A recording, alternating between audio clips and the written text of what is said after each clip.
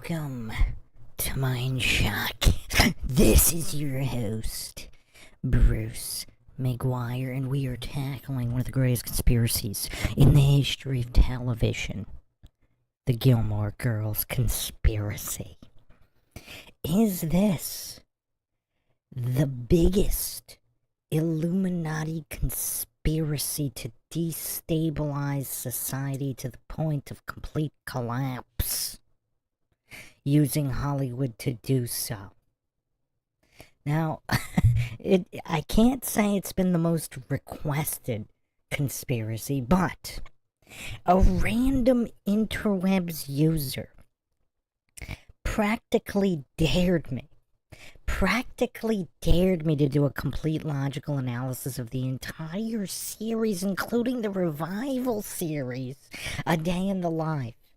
This individual, I don't know who they are, this anonymous individual on the internet, I could just tell from their message that they were expecting me to just throw in the towel immediately and not watch 8 seasons of a television show. But they don't know Bruce McGuire, do they?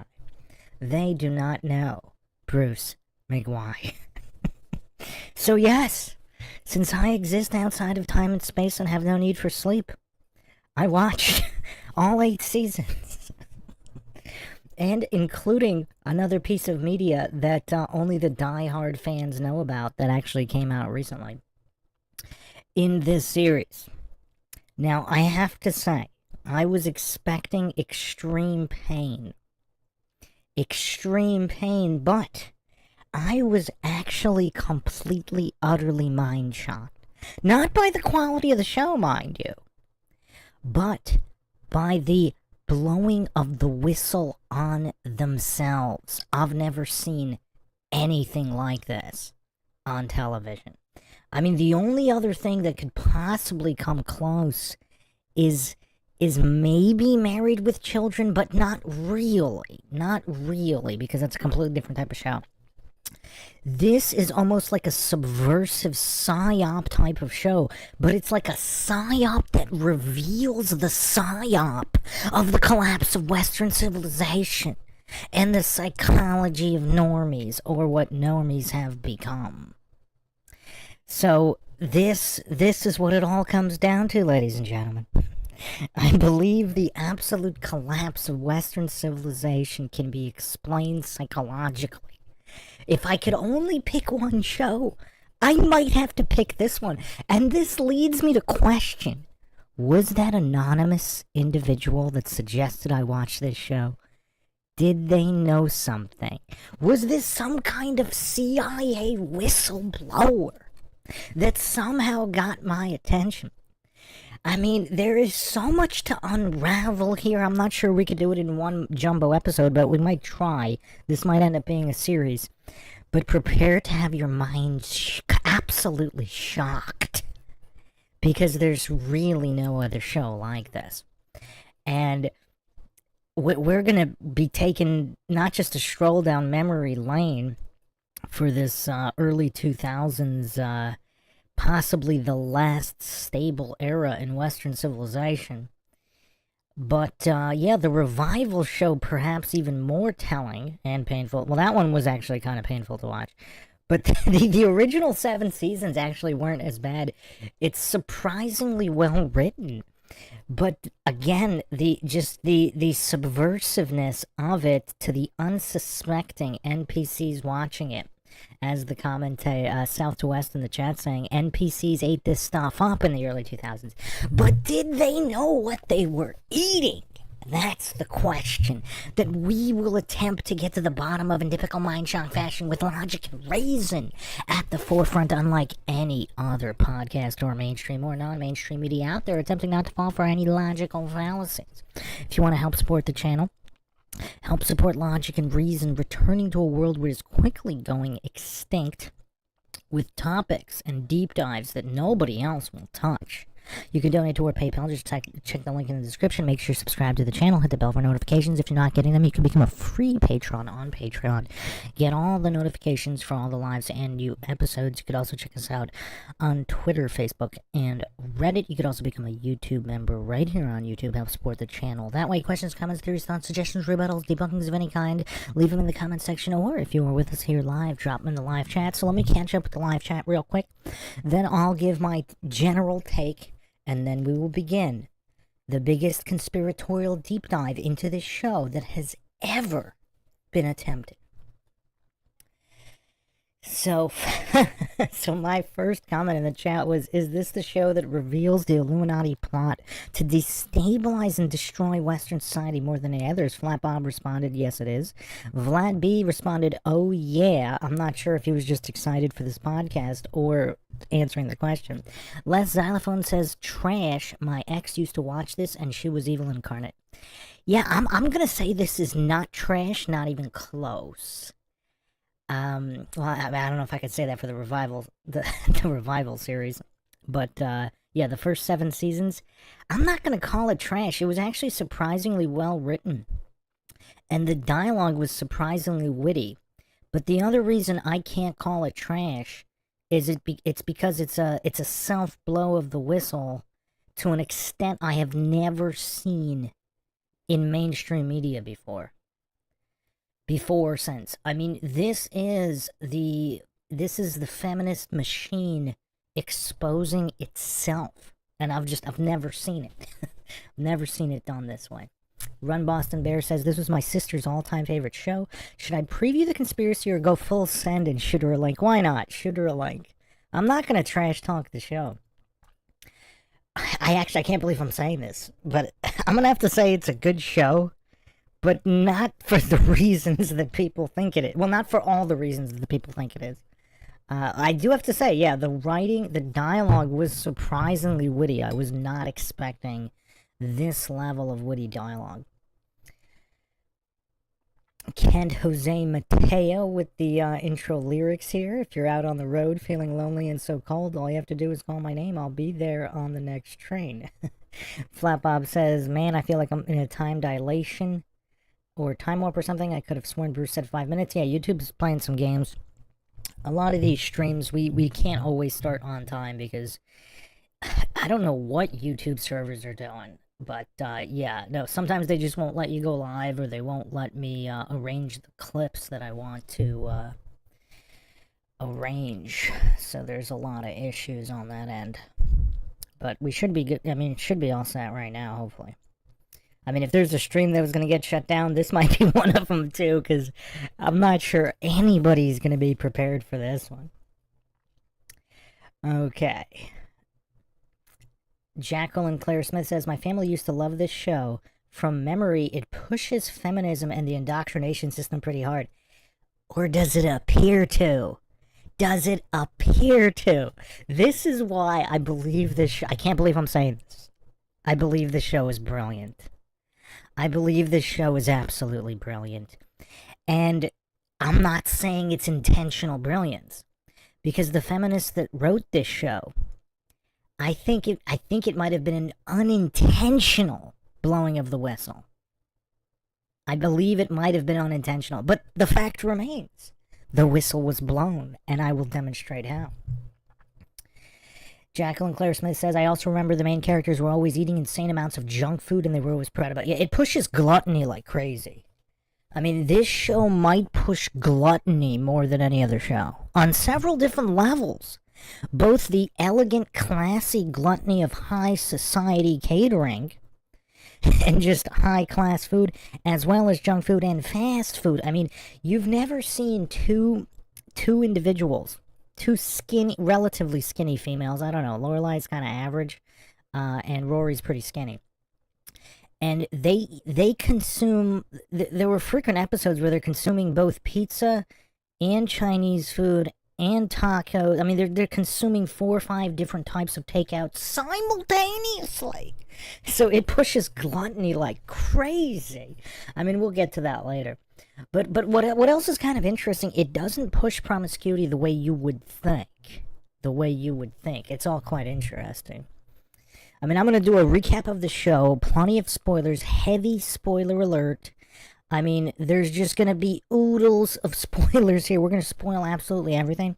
So if you haven't watched the series and you're kind of interested, especially from my intro here, stop this right now and go watch it. If you're the type of person that, I mean, it's going to take a lot of hours. I mean, let me get the exact amount of episodes here. There's a lot. I mean, it took me quite some time to get through this. See, the problem is this anonymous individual that dropped down this gauntlet.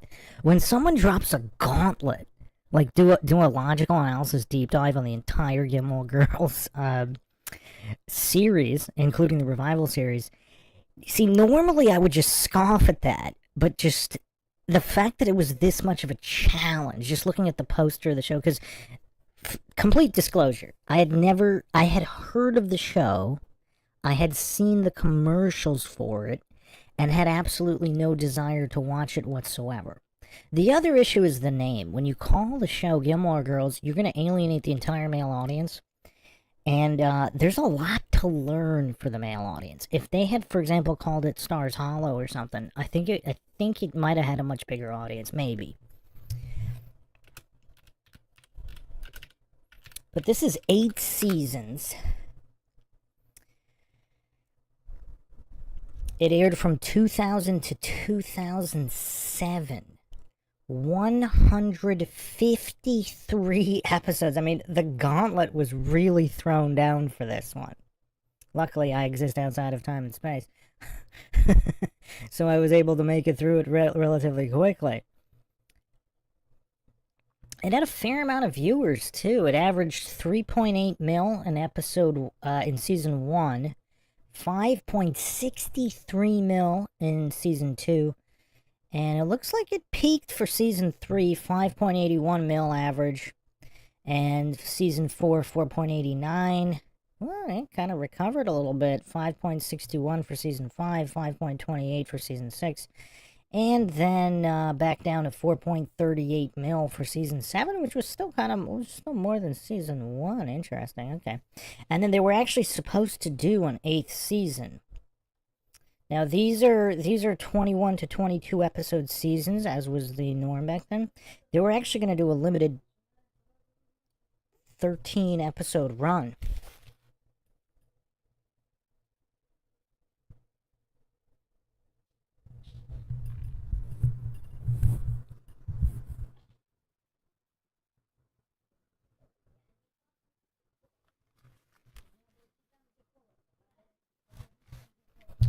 For a 13 episode run for, I think the audio is good now, 13 episode run for Season 8, which never happened. Then they did the revival series, A Year in the Life, which was 4 90-minute or approximately 4 feature-length episodes, which was also an issue. This was in 2016. So this is 9 years. 9 years from the original series finale. Which is also, that's an interesting thing in Hollywood. Basically, the revival after a long period of time. Yes, plenty of fair use up in here, Flap Up. Fair use all the way. So yeah, as I said, if you really want to watch it all, I mean, it's going to take you a while. I mean, it's going to take you a while if you exist in time and space and need sleep. So if you're the type of person that really wants to watch it before looking at this conspiratorial breakdown, then yeah, you might want to stop this right here, because we're going into spoiler land. Clark Rice says, using your Maguire superpowers for the good of humanity. I mean, this, again, I've just never seen a self-blowing, unintentional self-blowing of the whistle. I do not believe this is revelation of the method. I think this was an unintentional self-blowing of the whistle. South to West says, my ex watched it religiously, almost in a trance, it seems. That's South to West said that. Les Island Phone says, mine would binge it and become brainwashed for sure. Here's the thing, though. What is the brainwashing message here? Les Xylophone says Shameless is a brainwasher as well. See, well, I'm not sure that show has any redeeming value. I've seen some brief clips of degeneracy in those episodes. Gilmore Girls, especially season 1, it was actually kind of wholesome. And that's why I believe this is a self-blowing of the whistle and possibly contains psychological clues for what went wrong in Western civilization and how and why it's all collapsing psychologically. Season 1 is actually a fairly wholesome show, other than the gluttony. Other than the pushing of the gluttony. So, okay. Truth Trollette says, full send, no holding it back, Bruce. Well, let me give you a little teaser. Kent, Jose, Mateo, we're going in order, so don't... We're going through all the spoilers, but we're doing it in order for the people who don't want to watch, haven't watched, but they still want to get it in order. Let's go. We're going to go in order, so... Do not post. I will be doing all the spoilers, people. Les Xylophone says Weeds was another show. I'm not sure I can handle that one. Flat Bob says no worries on the spoiler. I haven't and also don't plan on watching it. Okay. Flat Bob says, so if you exist outside of time and space, could you tell me what the number's going to hit the lottery? Also, does that make you AI? I can't tell the future, though. And no, I am not AI. Salt says, I only clicked on the stream because there's an American Dad episode about the show. Oh, is there really? Oh, I thought Family Guy might have done a skit too. Hold on, let me double check that. Finnegan says, Bruce, I will bravely say that I freaking love Gilmore Girls. Are you a male or a female? Number 1, number 2? I have to concur with you, but not necessarily for the reasons that you might.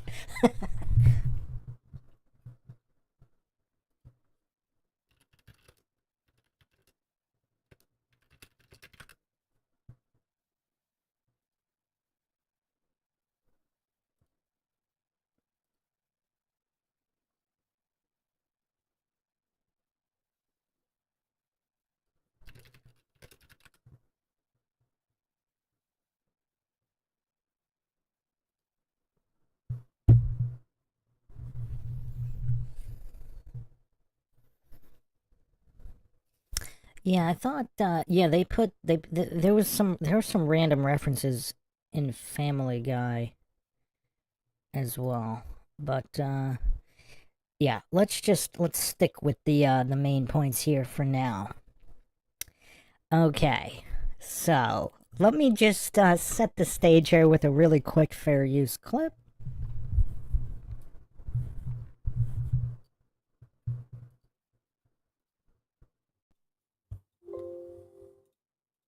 The club here at Yale. It's sort of a secret society, kind of skull and bones, kind of creepy group dating back to the 1800s. Skull and bones, skull and bones, skull and bones, skull and bones, skull and bones, skull and bones.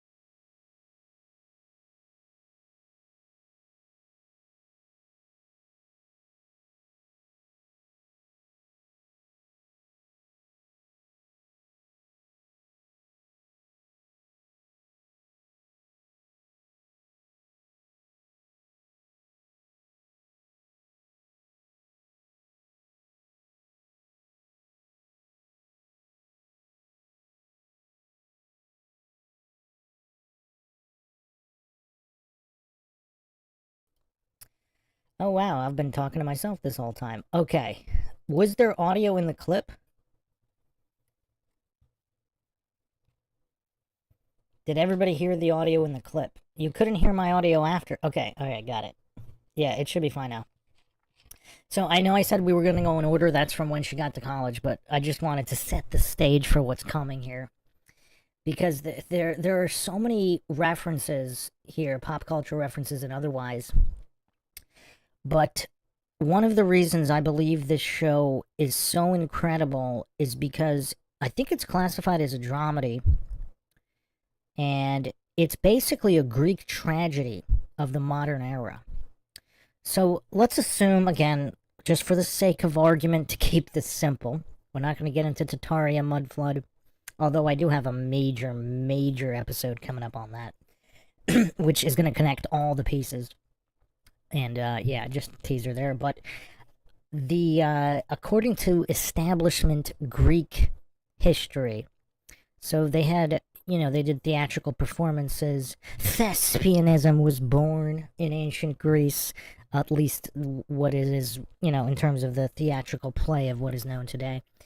And wow, Les Alifon says, wait, that chick effed Santi in Bad Santa. Oh yeah, she was in Bad Santa, wasn't she? I totally forgot about that. Wow. Okay. So, yeah, this is a Greek tragedy, I believe, on the level of the best Greek tragedies in ancient Greece representative of their time period. This might be the best Greek tragedy of the modern era. And we will, of course, dissect all of it. So let's go through the brief synopsis, then we're going to go through a video that kind of summarizes some of these character arcs and what this is all about for people that don't know anything about this show. So just the quick synopsis here from Wiki. Gilmore Girls is an American comedy drama television series created by Amy Sherman Palladino, starring Lauren Graham and Alexis Bledel. The show debuted October 5th, 2000 on the WB and became a flagship series for the network. The show ran for 7 seasons, with the last being aired on the CW and ended on May 15th, 2007. Gilmore Girls received critical acclaim for its witty dialogue. Now, I have to say that is warranted. The dialogue was quite well written for the most part. Cross-generational appeal, and effective mix of humor and drama. It was a great success for the WB, peaking during season 5 as the network's second most popular show. The series has been in daily syndication since 2004. Oh, by the way, it also, there was a time period where it actually had higher ratings than Buffy the Vampire Slayer, which is a whole nother can of worms. I will be examining that show as well. I don't think I could stomach watching it just because of all the satanic occult, Illuminati, cesspool, filth, degenerate nonsense in that show. But like I said, season 1 of this show, it's actually quite wholesome, and that's why it's such a tragedy on the remaining seasons. So, okay. The series has been in daily syndication since 2004, while a growing following has led it to its status as a 2000s American cult classic. Alright. In 2016, the original main cast and Sherman Palladino returned for the 4-part miniseries Revival, A Year in the Life. And that takes place 9 years after. So here's the premise. Gilmore Girls follows the lives of single mother Lorelai Gilmore, played by Lauren Graham, and her academically minded teenage daughter Lorelai Rory Gilmore, who live in the quaint fictional town of Stars Hollow, Connecticut. Lorelai dreams of owning her own inn, and Rory plans to attend Harvard University. So again, this is firmly a statist show, pushing the cult of authority worship, pushing indoctrination facilities, and the illusory prestige of the Ivy League indoctrination facilities.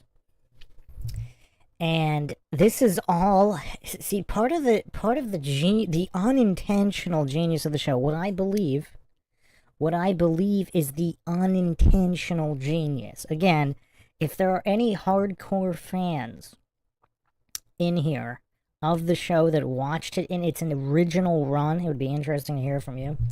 Because, again, like I said, I just watched all this recently, and I've never seen a single episode as part of the original run. Chin Chin in the chat saying, dude, my ex loved this show. I'm intrigued to see what's up. As you should be. As you should be. I mean, it's gonna be crazy. It's gonna be crazy. I always deliver the receipts, and this will be no different. Okay. So, okay, Run Boston Bear is back. All right. So, yeah, just going through the premise here. We got single motherhood. We got a massive push from the feminist machine, and the promotion of the bootlicking of the cult of authority worship and indoctrination facilities, particularly the Ivy League. So that's all here. And then, of course, the pushing of gluttony. But what's interesting, what makes it, other than the push of gluttony and the cult of authority worship, it's actually, season 1 is still relatively wholesome. And the character of Rory, there really hasn't been a character like that. Now, she's kind of like a goody two-shoes, book smart type kid. But there's a wit there, like a wit and a positive spirit. Now, will it or will it not get crushed? And if it does get crushed, how is it going to get crushed? We will get into all of that. But once again, I have to defend season 1 for it's still relatively wholesome. So the show's pilot introduces Lorelai's estranged wealthy parents, Emily and Richard Gilmore, whom Lorelai must approach for assistance in paying Rory's tuition to attend the prestigious Chilton Prep School. They agree to pay on the condition that Lorelai and Rory have dinner with them every Friday, which sets up one of the show's primary conflicts, as the Gilmores are now forced to face their differences and complicated past, including Lorelai's giving birth to Rory at the age of 16 with her then-boyfriend Christopher Hayden. So again, what we have here, it's a very basic premise of the classist divide. So basically, this woman leaves her very wealthy parents to raise her daughter alone. Interesting premise. It's been done before many times, but not quite like this. And the town, the Connecticut town of Stars Hollow, it's this quaint town with a lot of interesting characters that are all quite funny. And it's really well written, too. Now, there's a lot of missed opportunities here as well. I'll be getting into that. But that's the basic premise. So she goes through this prep school, and then she goes through college. And then in the revival, it's 9 years later, so she's 32-ish. So now let's go to the video of some of this arc here. Let's see if this does justice. If it doesn't do it justice, I'll play a second clip. Actually, just give me 1 second here.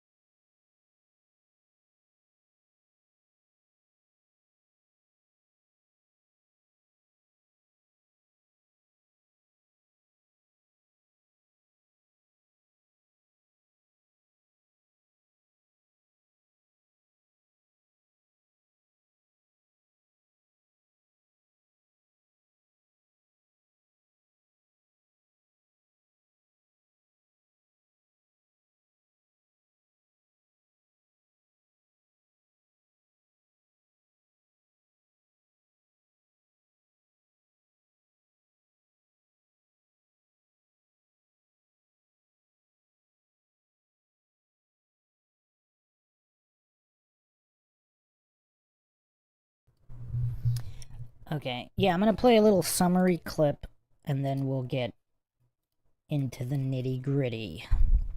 Actually, you know what? I'll play one more clip here. I forgot to play this clip, just to set the tone of the show, just so everybody knows what we're watching here.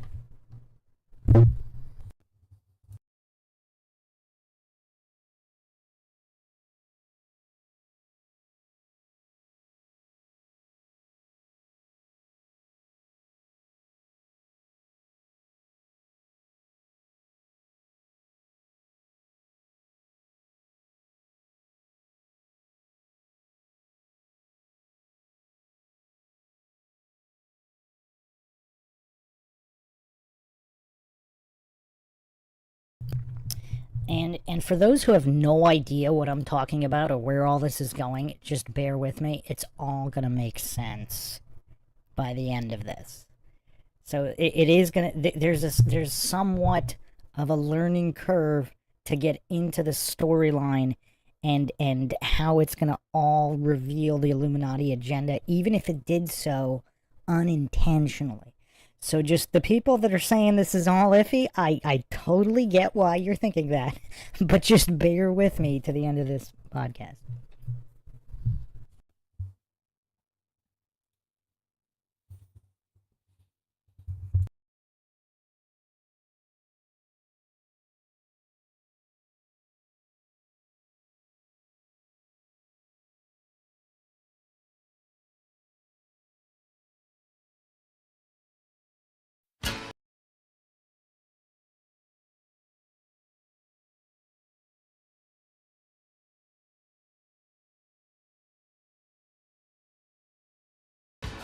One of us has got to do laundry tonight. Why? Because I haven't had any clean underwear for 3 days.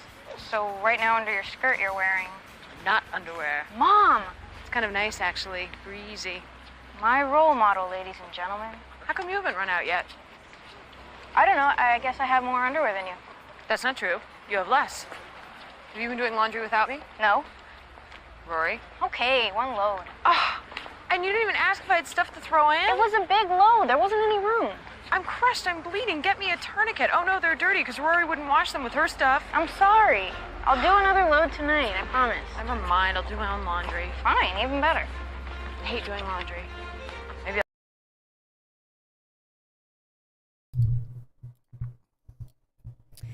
Like I said, this is all going to make sense at the end of all of this. Fernigan says, making Rory such a Hillary Clinton head is extremely on the nose, gets very grating.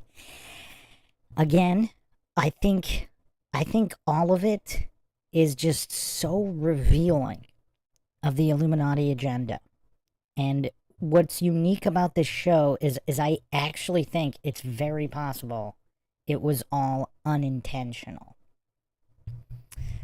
Chin Chin says, what WTF?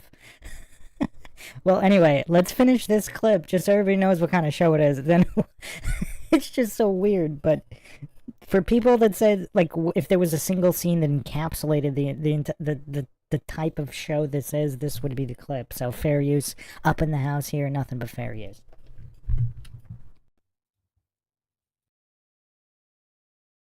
I'll just buy new underwear.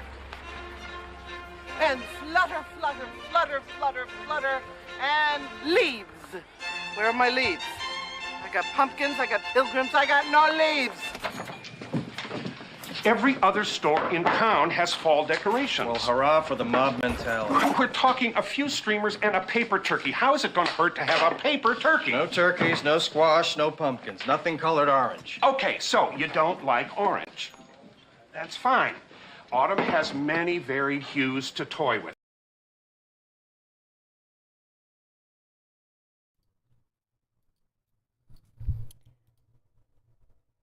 In the chat here, Chin Chin says, terrible mother. I'm going to argue.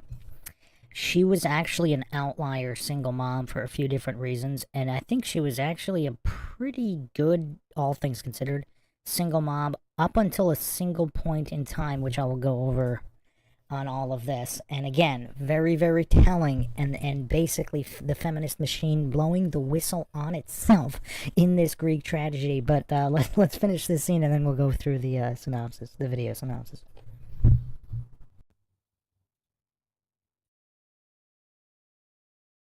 Excuse me, could we get some coffee, please? And a muffin? Warmed? This is the Autumn Festival. Your shop is right across the street from the Horn of Plenty. You're right smack dab in the middle of everything. You have to decorate. I don't have to do anything but serve food. And coffee! And muffins. Taylor, I'm tired of having this conversation with you every year. You have lived in Stars Hollow for a long time, young man. It's time you became one of us. Woo! Sorry, I guess my pod's defective. Hey, my mom's not wearing any underwear.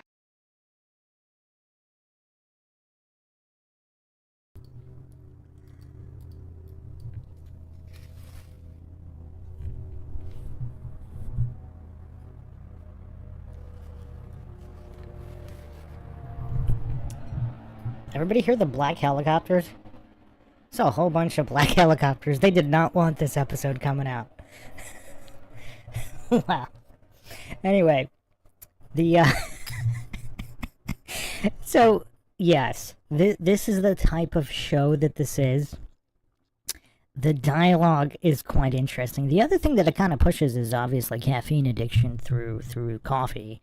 Their coffee addiction. And what's funny, Luke's character at the beginning, the guy in the baseball hat and the flannel, he actually was trying to help them by saying how dangerous all this stuff is and how unhealthy it is, but they just never listened to him. But anyway, let's continue. It looks like the black helicopters are all gone. They don't want the truth of this revealed.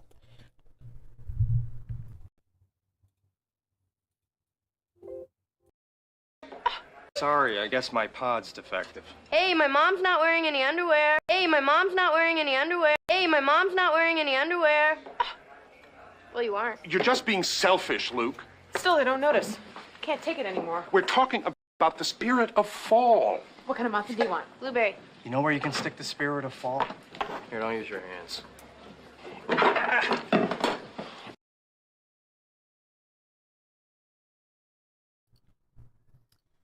Alright, I'm going to reveal a spoiler for the spoiler here.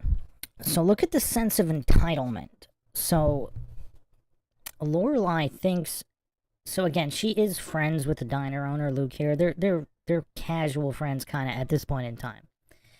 But they don't get what they want, and the entitlement is so severe that she thinks she can just go behind the counter and do whatever she wants, and then he enables it, which is another issue with his character. And just so people kind of know what's coming, that little teaser, I think, again, the feminist machine exposing itself through this show, like, I've never seen anything quite like this, but, this will set the stage here. And again, like I said, the dialogue is kind of funny, and a lot of the jokes are kind of funny, so it actually wasn't as painful to get through as I thought it would be, although A Day in the Life kind of was.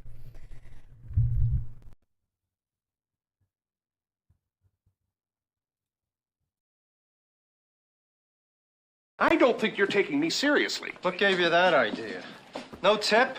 Oh, yeah, here's a tip. Serve your customers. Here's another. Don't sit on any cold benches.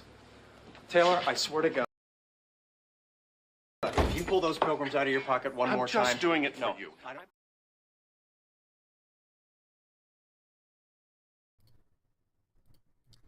And yeah, she didn't even pay. Wow. But, yeah, Flat Bob will catch you next time. This might be a series, so you might be able to join us live again for the next episode. There's so much to go over here. But that kind of sets the stage for the tone of the show. So let's go through the video summary now.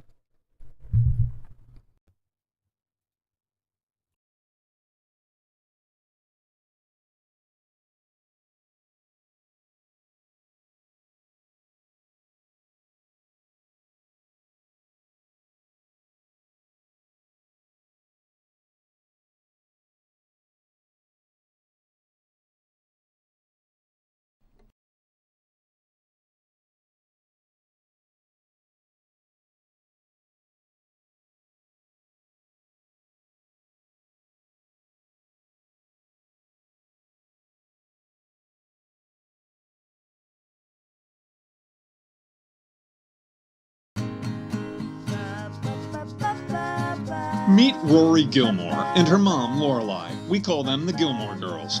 They live in a little town called Stars Hollow. More on that in a bit.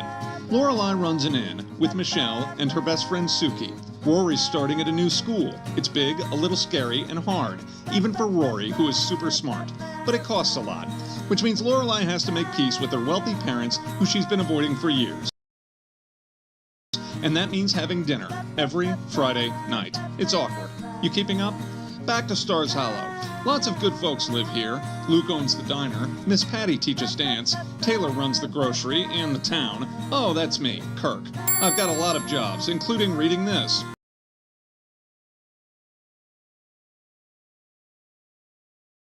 Anyway, a lot happens.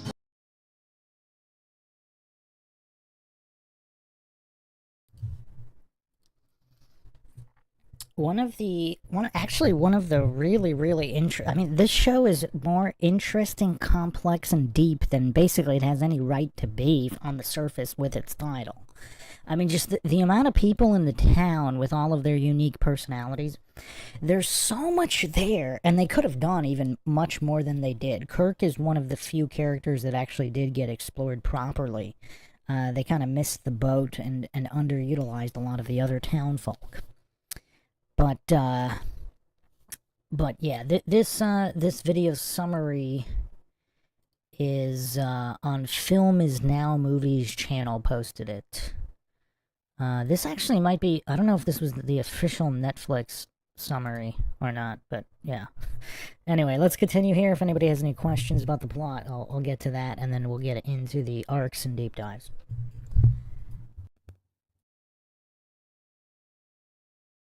Fast talking, first kisses, second kisses, coffee, more coffee, faster talking, mother-daughter fights, produce fights, hugs, wallowing, very fast talking, a proposal, the bangles. Got all that? Like I said, we move fast around here. And we're back. Where were we? Oh, right, proposal. Lorelai said yes. Yellow daisies for everyone. Luke said, ugh. But when it's time for the wedding, Lorelai calls it quits. Sorry, Max. Mother and daughter road trip. Still with us? This is Jess. He's Luke's nephew. His mom shipped him to Stars Hollow because he can be, well, trouble. It's going great. Rory's with Dean, but Jess likes Rory. And he's going to make a move. Picnic basket, angry Dean. Hey, they both love books. Lorelai doesn't like it. Then Jess and Rory get into a car accident. Broken wrist, total car, angry mom, and Jess moves to New York. Crazy, right? Graduation. Parents are proud. But Rory misses the ceremony because Jess. We end our season with another wedding. This one sticks. Lorelai and Chris reunite for about 5 minutes, and Rory and Jess, well, a lot more goes down. Rory makes her debut to society. I make my debut to filmmaking, modeling, spa day, anger, lots of anger this season. Shakespeare, horse-drawn sleighs, a hopper for the front yard. Got all that? On to season 3. Here we go. Rory went to D.C. for the summer. Jess found a girl for the summer. Uh-oh. Lorelai's still stuck on Chris. But then she has a dream about Luke. Oh, hey, Stars Hollow has a dance marathon. I'm a 4-time champion. 24 hours of dance, 2 guys watching Rory, 1 very public breakup. Bye, Dean. Hello, Rory and Jess, again. And hello, babies. 1 for Christopher, 1 for Suki and Jackson. But wait, there's more.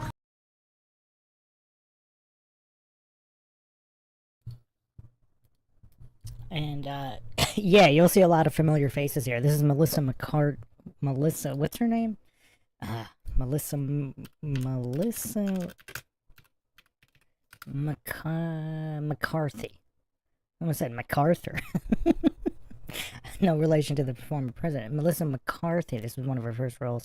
Again, the self-blowing of the whistle of this feminist Illuminati machine, like never before seen in any other show. We'll get to all that, but here on the surface, I mean, everything seems kind of relatively standard. Les Xylophone says I could totes watch shows like this. Yeah, I mean, there's a lot to go over. I don't want to spend too much time just on the plot, but this overview is kind of important just to kind of get the gist of what's going on.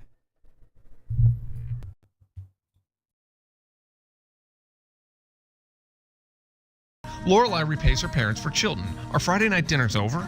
Then the Independence Inn burns down. But Lorelai's buying a new one with the help of her parents. Hello again, Friday night dinners, my old friends. Back to Rory. She got into Harvard and Yale and Princeton. She picked Yale. What else?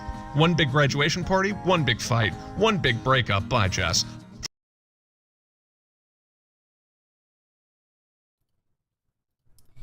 Let me just chime in here on the classist part of all of this. Her grandparents actually went to Yale, and there's a couple turning points in the show that are going to be critical for understanding psychology, and just the widespread narcissism that occurs in the West, particularly among feminists, which again, this is why I believe this is all the biggest self-blow of the whistle that I've ever seen. And it actually might all be unintentional.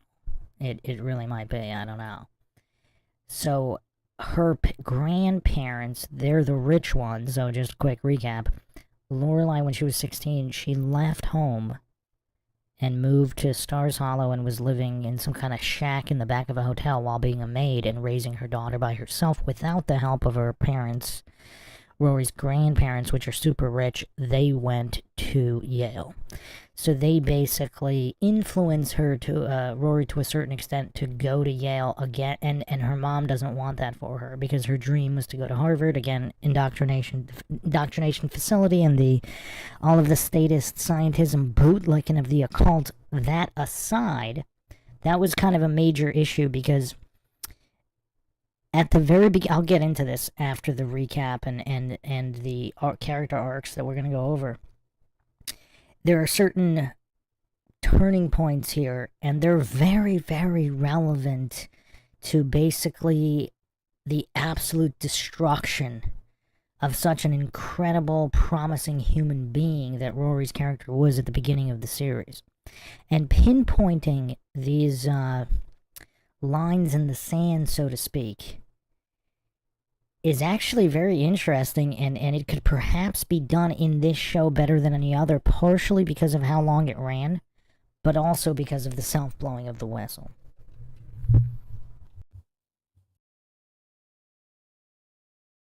Four Thanksgivings, Lane's band, Lane's Dave, a soda shop, the world's largest pizza, a new girl for Luke, a new man for Lorelai, another engagement, and one big graduation speech, and off to college.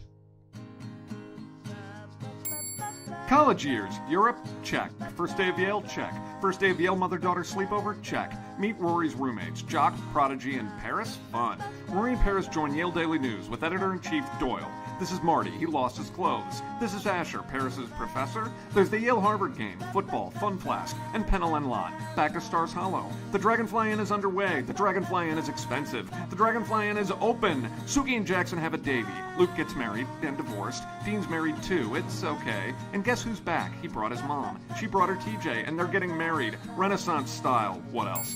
This is Jason, Richard's new partner. He's Lorelai's new partner too. It's going great until Richard betrays Jason, and Jason sues Richard. Goodbye, Jason. Hello, Luke. Aw, finally, guys. We're not done yet. The first Lorelai leaves us, and Emily leaves Richard. Rory becomes ice cream queen. Lane moves in with Hep Alien. Is that a new guitarist? I meet Lulu, get night terrors, and become Jesus in the Festival of Living Art. Oh, hey, Rory's love life. Does Jess get another chance? Nope. Does Mary Dean? Yep. Uh-oh. This is getting crazy. On to season 5.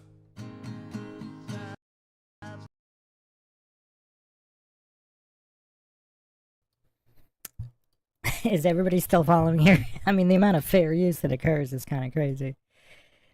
Finnegan says, Bruce, you gotta answer the classic Gilmore Girls question. Who was Rory's best boyfriend? I'll answer that as soon as we go over all of that. I Am Iron's Cat says, so you're saying that the show is inserting the regularly scheduled programming? Yes. Can you expand on that question? What do you mean? Yes, it's the normal indoctrination, but there's a very obvious self-blow on the whistle across the board. So it's not obvious in small pieces, but it's obvious across the entire series.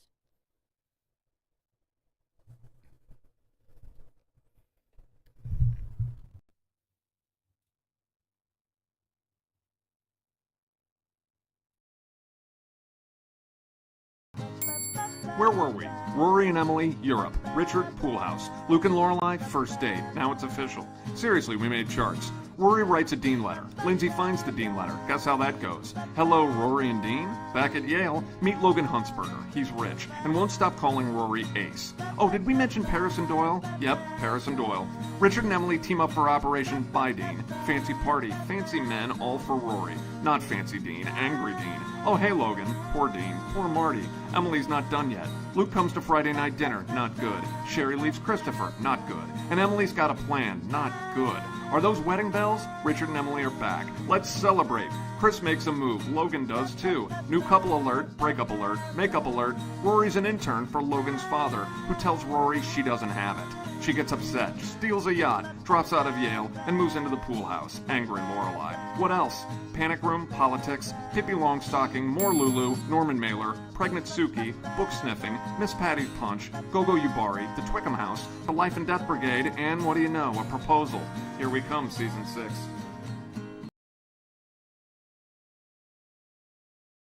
do you know? A proposal. Here we come, season 6. Room, politics, Pippi Longstocking, more Lulu, Norman Mailer, pregnant Suki, book sniffing, Miss Patty's Punch, Go-Go Yubari, the Twickham House.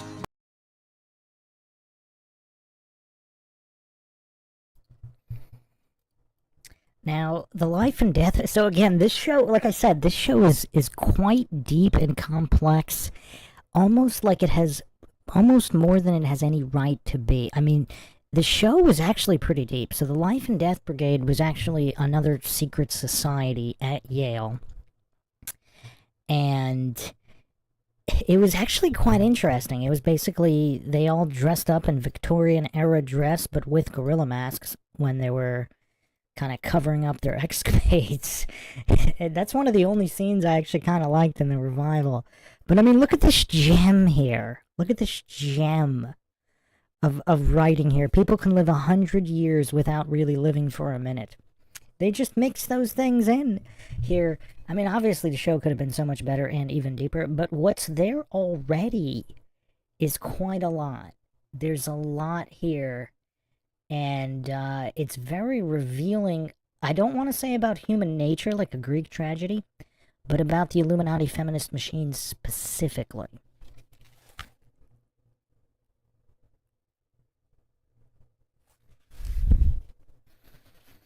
And I mean, that's why I'm doing this expose on this almost unintentional, maybe completely unintentional self-blow of the whistle on the Illuminati feminist machine. And the cesspool spiral Western civilization has been in, and why psychologically, which we'll get to once we finish going over all of this.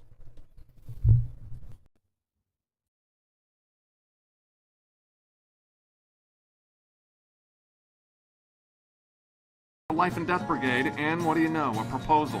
Here we come, season 6. Season 6, Engagement, Zima.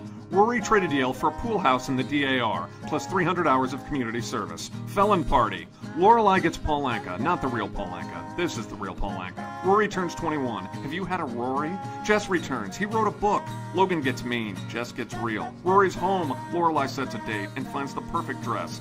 Luke got a soccer team and a daughter. Shh, she's a secret, until Lorelai finds out. Wedding postponed. Rory's back at Yale and moves in with Paris and Doyle. The paper boycotts Paris. Rory becomes editor and homeless. Hello, Logan's apartment. Luke and April take a field trip. Sad Lorelai. Chris needs help with Gigi, evil Gigi. And Lorelai brings Chris to a wedding. Lane's wedding. 2 ceremonies and a wild reception, especially for Lorelai. Rory visits Jess in Philly. They do this. But Rory runs back to Logan, who goes full Life and Death Brigade and gets seriously hurt. Jackson grows drugs, I get a bunch of jobs, Troubadour invasion, Gilmore godparents, Doggy Swami, and a Gilmore Huntsberger face-off. Logan's off to London. Luke and Lorelai are, well, off. Hi, Christopher? Time for season 7. Season 7, we made it! Lorelai and Christopher? Oh no. Luke and Lorelai? Oh no. Logan's off to London. He gave Rory a rocket because true love. Lane and Zach are pregnant. Twins! Is that Mrs. Kim moving in? What about me? I'm living in a box and running into Luke's diner. Luke's running into Christopher's face. Ouch. Richard's teaching at Yale. Emily goes to jail. And Rory's making new friends. This one's dating Marty. Like still in love with Rory, Marty? Weird. Lorelai and Christopher make it official and take Gigi to France and get married in France. Told you it was official. Angry Rory. Luke wants equal custody of April, and guess who's helping him get it? We just can't keep these guys apart. Lorelai writes a letter for Luke's case. Chris wasn't really into the whole, once Luke Danes is in your life, he's in your life forever part. Oh hey Suki. Suki's in a mood. Suki's pregnant? Jackson's in trouble. Richard has a heart attack. Hospital. Surgery. Logan. Helicopter. Luke. Of course. Chris? Where's Chris? This isn't working, is it? Bye, Christopher. Rory's graduation. Big party. Big song and dance. Big Logan proposal. Big no. Rory's got other plans. To the campaign trail. But first she gets a giant farewell from the town. Bon voyage, Rory. But hey, before we leave, one kiss for the road and one more morning at Luke's. That's all, folks. See you in November.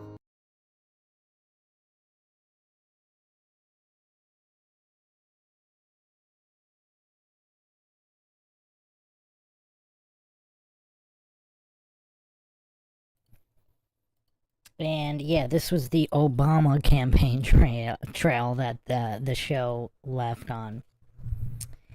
And okay, Truth Trollette says Zima Vomit. What does that mean? What is Zima?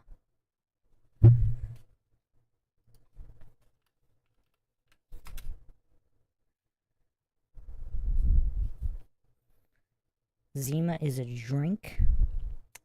I am not a drinker, so I don't know any of the names of any drinks. Okay. Alright, so that's the first 7 seasons in a nutshell. And just to kind of expand, like, this whole entire series is almost like an unintentional cautionary tale of what happens when the nuclear family is disrupted. So just quick background points here. Christopher, the Rory's father and the man that Lorelai eventually marries here, he actually wanted to marry Lorelai when they got pregnant. So it's interesting to wonder how everything would have turned out if she had just gotten married instead of going full feminist mode and leaving to raise her daughter alone, right? But there's an even further cautionary tale here. I'm not going to reveal it all right now until we get through these arcs here. But, yeah, they are quite fascinating. Let's do a quick recap of the revival series.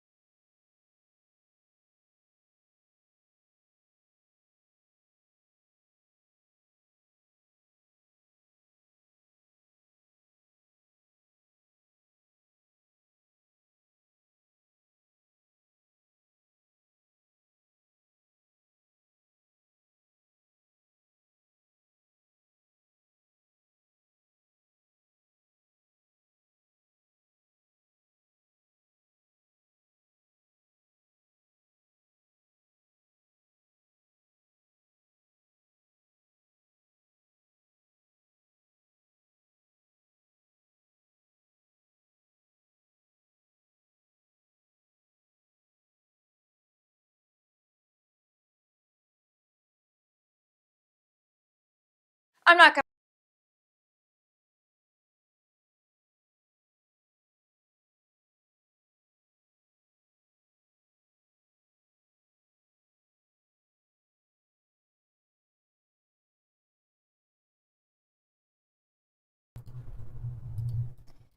Yeah, I was just getting the next clip ready. This is the Paste magazine recap of the first feature length. It's divided into seasons, so this is winter.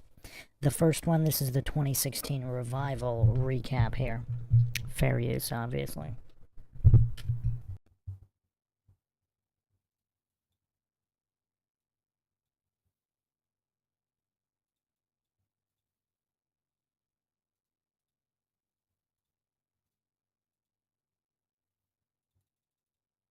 I'm not gonna lie, I worried for a few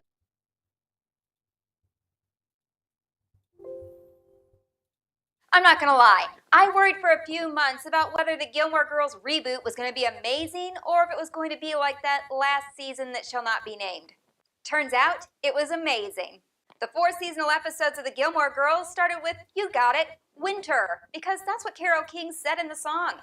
The town looks exactly the same, yet completely updated, and Rory is home for one day visiting. Of course, as updated as the town is, Rory still can't get cell phone coverage, so she has to go to Dosey's Market, where she runs into her bestie Lane. Caesar is still working at Luke's, and of course Luke is still running his diner and Lorelai still smells snow. Rory had so much hope and promise in her life when the Gilmore Girls ended. I mean, she was going for the hope and change candidate, President Barack Obama. She's had some success, including an article in the New Yorker, which Luke has added to the menu. But she's struggling in a way that anyone who writes or produces video for a living can understand. She wants a job at Condé Nast, but nothing is happening. She has no place to live. She's just wandering from place to place, and she has a boyfriend named Paul, but she forgets about him, Lorelai forgets about him, he's just ridiculous. She's supposedly been with him for a year, but I gotta tell you, this makes no sense. No Gilmore girl would stay with a man this boring or annoying for a whole year. Rory would, however, take up stress tap dancing, and Luke and Lorelai would have serious conversations about the Lifetime movie network. Of course, this first episode also had to deal with the tragic death of Richard, which is mirrored in real life because Edward Herman passed away. Emily has dealt with it by hiring a family of new servants to live with her and commissioning a huge painting of Richard for the wall. The whole family of servants living in the house is beyond weird, and so not Emily. I guess we chalk this up to Richard being gone, but it just makes no sense when she had a different maid every single week for Friday night dinner to now have a whole family just running through the house. And Emily is upset with Lorelai, because some things never change. But this time it's with good reason. Apparently, Lorelai couldn't come up with a good story about her dad at the funeral. Emily hasn't seen her in 4 months because of it. At the Friday night dinner, Luke shows up because Kirk's Uber failed, and Emily tells Lorelai that she is too pushy, and that maybe Luke wanted to have kids. At which point we realize we haven't seen one character from the past, Luke's daughter. Where is she? Also, they keep trying to explain away Suki. It just falls flat. The backstory is completely unbelievable. Anyway, back to Lorelai and Luke having a baby. They discuss that she's too old, and so they decide to turn to surrogacy. And the surrogacy center is run by none other than attorney/Dr. Paris Geller. She's married to Doyle, and he is now behind famous TV shows. Just like the man who plays Doyle's character, Danny Strong. He's behind really famous shows, including Empire. Of course, Rory is traveling the world, doing book pitches and writing, and she ends up in London. She's told her mom she stays with her friend Dee Dee, but it turns out that Dee Dee is a code name for Logan. I have always been Team Logan. This was the most exciting moment in the episode for me. She's sleeping with him in a weird what happens in London stays in London scenario. It's sad. She started her sex life by cheating with Dean, and now she's sleeping with Logan and lying to her mother and still in a relationship with boring Paul. Luke and Lorelai decide not to have a baby, but Lorelai inadvertently agrees to therapy with her mother. Of course, this is what they've always needed, especially now that Emily is wearing jeans and a Candies t-shirt. There were a few bumps in the road in this episode, but all in all, fans of the Gilmore Girls will not be disappointed.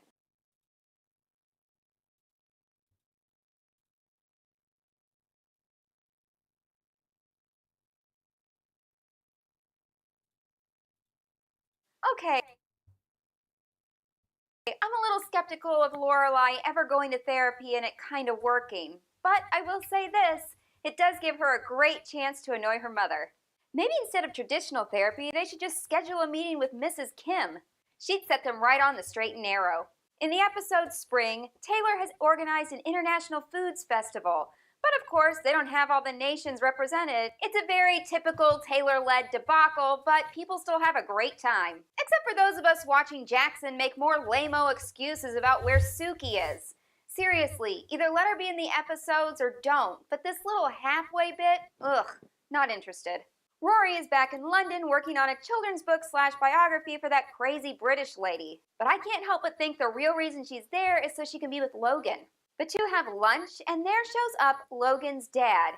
And as usual, he offers to give Rory a hand at Condé Nast. But seriously, why would she want his help? She pretty much brushes him off, but you can tell it's kind of in the back of her mind that she might have to call him. Then we find out that Logan isn't just a playboy anymore, and Rory isn't the only one cheating. Logan's actually engaged to an heiress named Odette. Rory, I know you're still into Logan, and I totally get that, but surely there's a single guy out there. You can tell her feelings for Logan are still real because she offers to stay in London for a few more days. But he turns her down because Odette's going to be there sleeping with him that night. Back in Stars Hollow, Luke gets invited to a private dinner with Emily, and Lorelai, of course, tags along. The reason he was invited? It turns out Luke was included in the will for Richard, and he's left him a whole bunch of money, but only for one purpose: to expand Luke's diner empire. Some dreams never die, even when you're dead. Emily's so excited to fulfill Richard's dream that she actually picks Luke up from Stars Hollow with the best realtor and takes him around to look at properties. Since Rory had to leave London because Logan doesn't have room in his bed right now, she goes to Chilton with Paris for like an alumni weekend. The two get into a fight in the bathroom with Francie, just like old times, and I don't get the feeling that anyone at Chilton would be super friendly to Paris, except that she's donated $100,000. Money talks, and it buys you friends. While there, Headmaster Charleston suggests that Rory get a master's degree and come back and be a teacher at the school.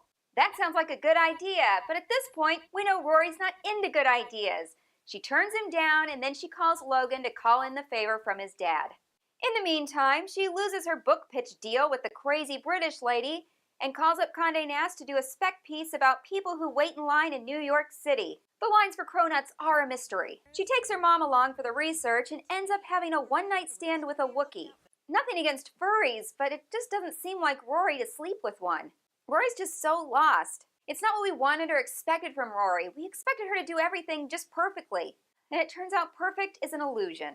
She hates the piece she's writing for Condé Nast, and so she decides to try for the job at Sandy Says, a small digital media news site. And they don't want her either, so the only thing left for Rory to do is move home. In typical Gilmore Girls style, there's tons of witty dialogue going on and lots of storyline, but you can't help but feel that the real thrust of this special is that Rory is lost and trying to find her way. I think Rory probably needs a turn at the therapist.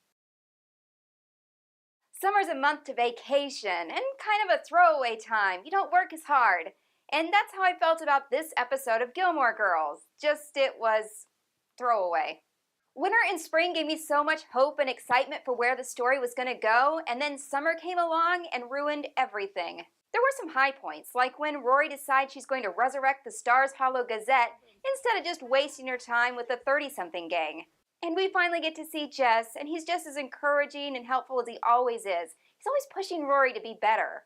He plants the seed that she should write a book, which is really the best idea that she could have been given. Plus, he prints books, so this makes total sense. The book is a great idea, except Lorelai forbids her to write it, and the two get in a fight and basically break up. And we get to hear Sutton Foster sing, and at the end of the episode, it was just the most beautiful song. I bet that sells a lot on iTunes. And that takes up about 25 minutes of the episode. The rest of the episode, well, ugh. Michelle's feeling antsy, and he tells Lorelai that he's going to quit working at the Dragonfly. Boo. Logan and Rory do not reconcile. He doesn't dump Odette, and so that ends badly. And Emily's still not happy with Richard's headstone.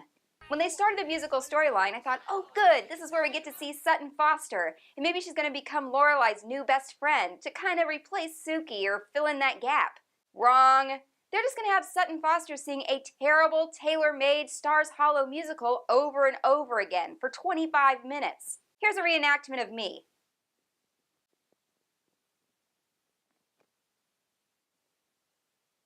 It serves no purpose except for there to be this really heart-wrenching song at the end of the episode that makes Lorelai go on a wild adventure. Summer was a waste of time if you were looking for, I don't know, storyline or plot. Better to just skip ahead straight to fall. I guess the Paladinos just wanted us to know that like mother, like daughter is more than just a saying. It's real. The summer episode was so boring, and then in the fall episode, it's like they packed in every single detail they could. It was more like the first 2 episodes, full, meaningful, and the storyline meant something, even if it left us a little, well, wanting. Lorelai has gone to do her wild pilgrimage because she needs to figure things out, and everyone says she's doing the book pilgrimage, which makes no sense. I've never seen Lorelai read. She would definitely do the Reese Witherspoon movie one. But it actually worked enough for me to consider taking one of those trips. While she's overlooking the vista, she remembers the wonderful memory about her father and calls Emily to fix their relationship. It's perfect, and then she goes home early to tell Luke that things are okay, and he interrupts her and tells her how much he loves her and how she's everything to him. I wanted to die right there, except then I would miss part of Luke and Lorelai's relationship. Finally, they're going to give Emily and what the rest of us wanted. They're going to get married. Lorelai and Luke's storyline made me love the writers a lot. Lorelai's in her 40s, but she's finally stable. It's what we always wanted for her. Unfortunately, it looks like Rory is the same unsettled mess that Lorelai was like when we first met her when the show started. Rory is depressed without Logan, her mom, and all of a sudden, here comes the Life and Death Brigade to cheer her up. Logan's come back from London and they have this whirlwind evening where the guys buy a club and they wear costumes. It seemed like the perfect night out. In fact, if anyone ever wants to take me out on a night like that, the answer will definitely be yes. Rory had ended things with Logan. She was upset, but it felt like she was moving on. Now he's come back to muddy the waters. Nothing's changed. He hasn't left Odette. He just wanted one more night with Rory, and she went with it. Jess is back for Lorelai and Luke's wedding, and you can tell that he still has feelings for Rory, and Logan's gone, so why can't she just be Team Jess now? It's like Christopher, Luke, and Lorelai Part 2. Which, speaking of, we finally see Christopher, and Rory seems very upset when she's speaking to him. It feels like more than just research for her book, but you can't be sure. She just seems very upset. It's a really awkward, odd conversation. Luke and Lorelai decide to have a secret wedding before the real wedding, and it feels like a wonderland. It's just everything. Their midlife crisis ended in a marriage and a happily ever after. It's just exactly what we wanted. And Emily's storyline? I love that she ends up a docent in Nantucket. It's perfect for her. But as great as everything seems for Lorelai and Emily, things for Rory are just a hot mess. I don't know why they had to take the storyline in this direction. We all had high hopes for her. She had the best education. She had the best start in life. They could have made her a success. And which brings us to those last 4 words. Spoiler alert. Seriously, if you don't want to know what the last 4 words are, stop watching now. How could this even be? That's something that happens to 16-year-olds, not 32-year-olds, and certainly not to Rory. But all of a sudden, the discussion with Christopher makes total sense. She was wondering if she should just raise this baby that Logan is presumably the father of alone. And now they've opened the door that Jess is still really into her. If this was the end of a season, I would not be so annoyed because I would know we're going to see more and this will be their next storyline. But that's not the case. They acted like this was the ending, the final season that they always wanted to do, and that they always knew what the final 4 words would be. The final 4 words were just to mess with us? For all the closure I'm happy about with Lorelai and Emily, this storyline with Rory just left me feeling really undone.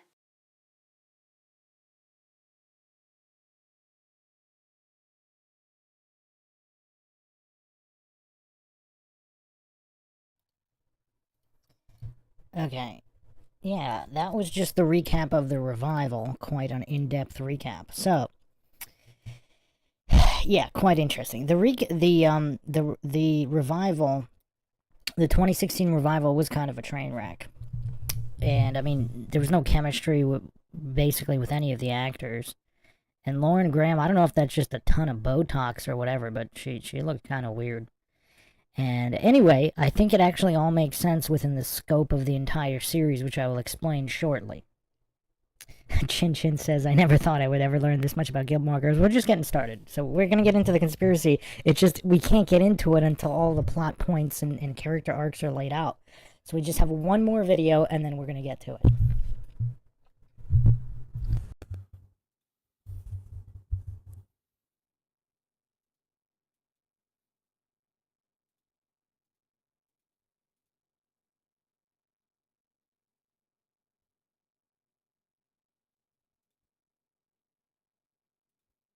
I've always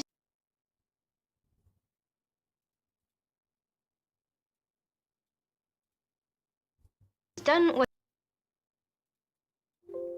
asked of me. Done what's asked of me. It's not always good enough to do just what's asked of you. When Gilmore Girls first aired, Rory Gilmore was a unicorn. She was the rare teenage girl character who always had her nose in a book and was super close with her mom. She's my best friend. But this wasn't framed as uncool. It was aspirational. I want to go to Harvard and study journalism and political science. On your way to being... Christiane Amanpour.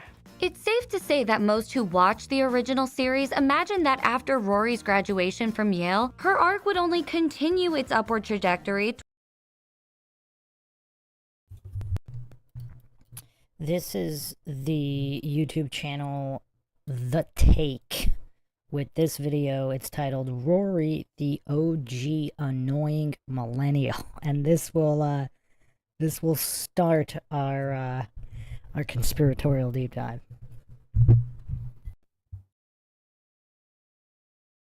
Towards Rory becoming the next Amanpour. So it came as a surprise when, in 2016's Gilmore Girls revival, A Year in the Life, the young Miss Gilmore hadn't exactly become a raging success. I have no job. I have no credit. I have no underwear. Instead, she was a portrait of a faltering millennial. The whole journalism thing didn't really pan out the way I hoped. If you look closer though, the original series holds clues as to what went wrong for Rory. Everyone in Rory's life is constantly in awe of how smart and cultured she is. Rory, you are tailor-made for Harvard. They're lucky to have you. And as the show progresses, Rory seems to believe her own hype. She bristles whenever something doesn't come easy for her. She becomes increasingly entitled and arrogant. So I spent a night in jail. Big deal.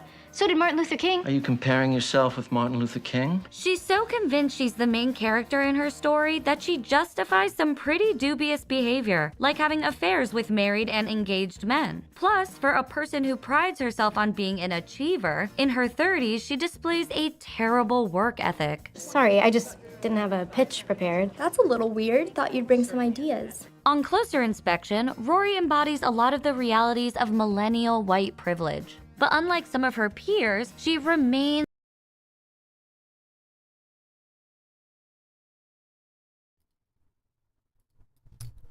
obviously this YouTube channel, The Take, had to throw in some woke nonsense. Obviously, it's just class privilege. Obviously, people of any color that are extremely wealthy and well-connected are going to be getting into these schools and having these opportunities. So, yeah, big L for The Take there, with just pushing the whole race-baiting nonsense. But anyway, let's continue.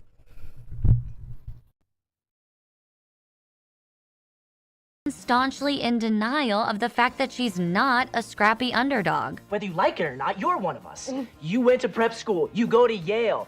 Your grandparents are building a whole damn astronomy building in your name. Here's our take on what Rory's failures teach us about the importance of forging your own path and taking responsibility for your mistakes early on. If you're new here, be sure to subscribe and hit the bell to be notified about all our new videos. The wine world can often seem closed off and easy thanks to Gilmore Girls is about a millennial's coming of age, years before the modern portrait of millennials would come to be defined through endless think pieces about avocado toast and the self-mocking humor of shows like Girls, Broad City, and Search Party. Working feels bad and I don't ever want to work one more day in my entire life. Oh my god, it feels so good to say that. As Tara Seetharam writes in The Atlantic, Rory's experiences mirrored or even foreshadowed what would become the defining challenges of her upper-middle-class fictional peers a decade later, from handling the privilege of choice to grappling with a false sense of entitlement. This is all your fault, you know? Why? Because you told me I could do anything. So what are these traits that millennials are supposed to embody? Inc.'s Bill Murphy Jr. breaks it down into a whopping 17 bad habits, but the ones that crop up again and again are entitlement, sensitivity to criticism, being out for themselves, and wanting to be entrepreneurial without actually understanding what it takes to get there. Rory's sense of entitlement is deep-rooted, a result of both her privileged background and the expectations put upon her. Harvard? Yeah. Ever since she could crawl, I really wanted her to go there. A lot of the narrative about annoying millennials is really about white, upper middle class millennials. Miss Rory Gilmore, may I present your building? When Rory doesn't get an internship at the New York Times, her grandparents can't fathom a reason why she may not have been accepted. This is preposterous. Who could be more qualified than you? They were so confident she'd get the role that they already planned on buying her an apartment in the city. Now, we realize that the Upper East Side is not the most convenient address for an employee of the New York Times, but it's just a 20-minute cab ride to work. Her grandparents also display a distinct lack of self-awareness by suggesting Rory's failure to land the role is down to nepotism. I'm sure it's nepotism. If your name isn't Keller or Sulzberg, you may as well not even apply. Conveniently forgetting their own nepotism in helping Rory get into both Chilton and Yale. I thought I was helping my granddaughter get into what is, in my opinion, the best Ivy League school in America. Meanwhile, down-to-earth Lorelai doesn't model this entitled attitude, but she has placed a lot of pressure on Rory by constantly underlining her daughter's specialness. And if you see a teen walking around with a halo and a book, that's my daughter, Rory. As much as Lorelai is framed as the unusual best friend mom, like many parents of millennials, she has centered her own life around cultivating her daughter's education and individual success. Everything we worked for, all these years, her whole future. She was supposed to have more than me. She was supposed to have everything. Gilmore Girls begins with Lorelai making the choice to do what's best for her daughter and tap into the source of privilege her parents represent. I wasn't too proud to come here to you two begging for money for my kid's school, was I? The first season centers on Rory entering private school and cultivating a relationship with her wealthy grandparents. And we watch her gradually develop into the person Emily and Richard wanted Lorelai to become. Hence Emily's blind panic after she finds out Rory and Dean spent the night at Miss Patty's. She's gonna get pregnant. No, she's not. She's gonna ruin everything just like you ruined everything. But who is this model young lady they want Rory to be really? It's someone who runs to them for help after she gets arrested for stealing a yacht. She came to me, Lorelai. She told me what she wanted in her own words. And goes behind her mom's back to get them to pay for her college tuition. I need money. You need money. For Yale. You need money for Yale. Does your mother know you're here? No. This is my thing. Rory is caught between two ideals. Her self-reliant, hardworking mother who took a stand to make her own life. You provide for yourself. You're not dependent on anyone. And her extremely wealthy insider grandparents who can unlock doors to make Rory's goals more easily obtained. This is the office of a very dear friend of mine. His name is Harris Fellows, and he just happens to be the Dean of Admissions. In reality, while Rory likes the narrative and self-made credit of her mother's path, she often takes advantage of the privilege represented by her grandparents. I mean, I'm a Gilmore. Do they know that? But what makes all of this so toxic is her lack of awareness and unwillingness to view her own behavior honestly. We take you in, we pay to redecorate a pool house so you can have a place all your own. I did not ask you to do that. You accepted it. You did not turn it down. A notorious millennial trait that defines Rory is sensitivity to criticism. He said I can't do it, so I can't do it. When Lorelai tries to spin the New York Times setback as a learning experience, most of the things you've gone for, you've gotten. This setback might help you have some perspective. This isn't even really a criticism, but Rory clearly takes her mom's words that way and bristles. And there is some paper out there that is gonna hire you as their future superstar. That's just a fact. Yeah, right. Just as she takes job rejections intensely personally. I'm never gonna get a job anyway. That's not true. You are gonna get a job. I'm not. The New York Times doesn't want me. It's worth remembering at this point that Rory's existential crisis comes after a mere 2 job rejections, one of which doesn't count because there was no job there in the first place. I got a letter from the Chicago Sun-Times that they're not hiring. Not to mention that Rory already turned down a job at the Providence Journal-Bulletin, presumably thinking she was destined for something better. I even called the Providence Journal-Bulletin and begged for that job, but they already gave it to someone else, some non-idiot who didn't think they were too good and turned it down. Recent numbers say that it takes job seekers over 100 or 200 applications to get a job offer, and often 10 to 20 applications to land even a single interview.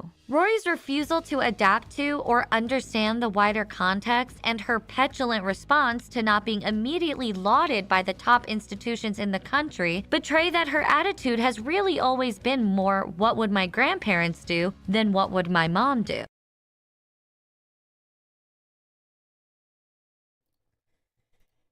Now, a lot of these hardcore fans have identified, like, a lot of these issues with classism. I'll chime in here for another major conspiratorial point here. Having one foot in one world and one foot in another. There's a lot of pitfalls here. Because this lap of luxury that Lorelai came from, that she actually shielded Rory from, like, episode 1 is really, really telling, because she really doesn't want to ask her grandparents for money, or her parents, Rory's grandparents, for money, because she knows what it's going to lead to and all the manipulation. Now, what's kind of crazy, now part of this could just be lazy writing or whatever, but it's almost like she's completely resigned everything in the later seasons, because in season 1 she really didn't want Rory to have anything to do with her grandparents, her own parents. And then now, after she took the money, it's like she had a feeling, her intuition, her mother's intuition was not to want to ask for that money. And then it came up again for the Yale issue, because she really didn't want her parents, Rory's grandparents, to manipulate Rory to go into Yale instead of Harvard, because Harvard was her dream. But it wasn't really her dream, because as Lorelai revealed in that previous conversation, she wanted Rory to go to Harvard. So those were implanted desires. So what I'm going to get to, which none of these analyses get to, here's the main issue. Lorelai, and I was never a fan of Lorelai. I think she's just... I mean, I actually think she did a great job with Rory to a point. And up to the point where it was time... I mean, there were several critical points. Up to the point where it was kind of time to go to college. Not even going to college, but it was time to go to college. That's where it all fell apart. And the feminist machine blew the whistle on itself, because how capable is a single mother?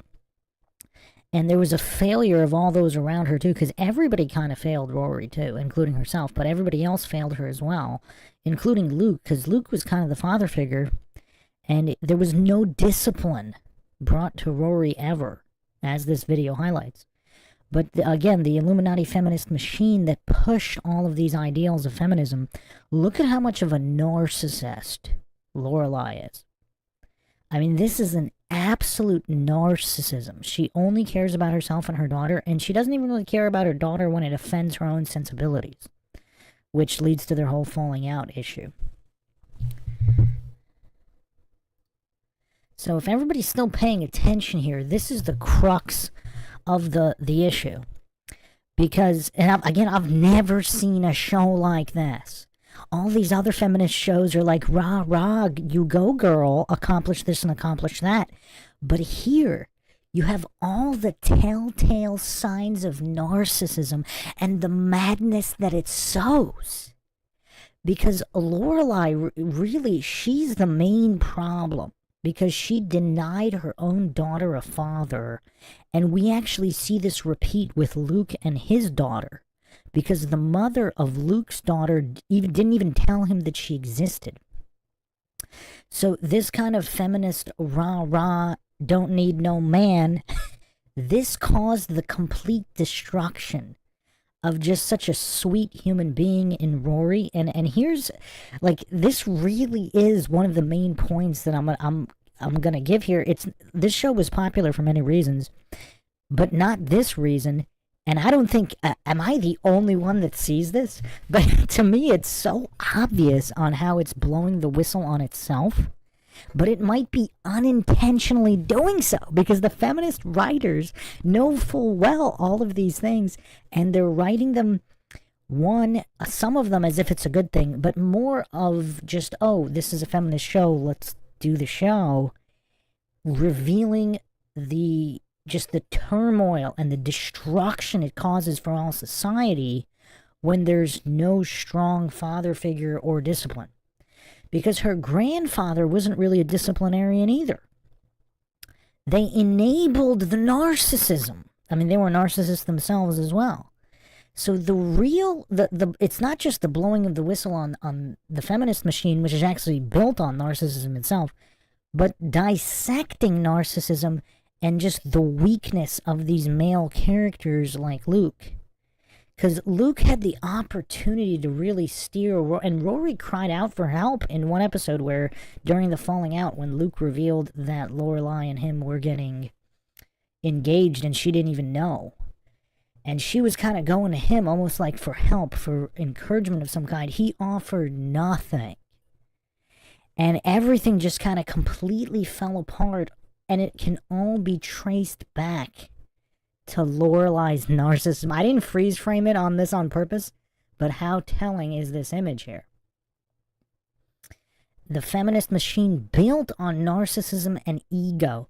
But to give Lorelai credit, she knew what would happen when Rory would be exposed into this life of privilege and money and how it corrupts and changes. And that's exactly what happened to her.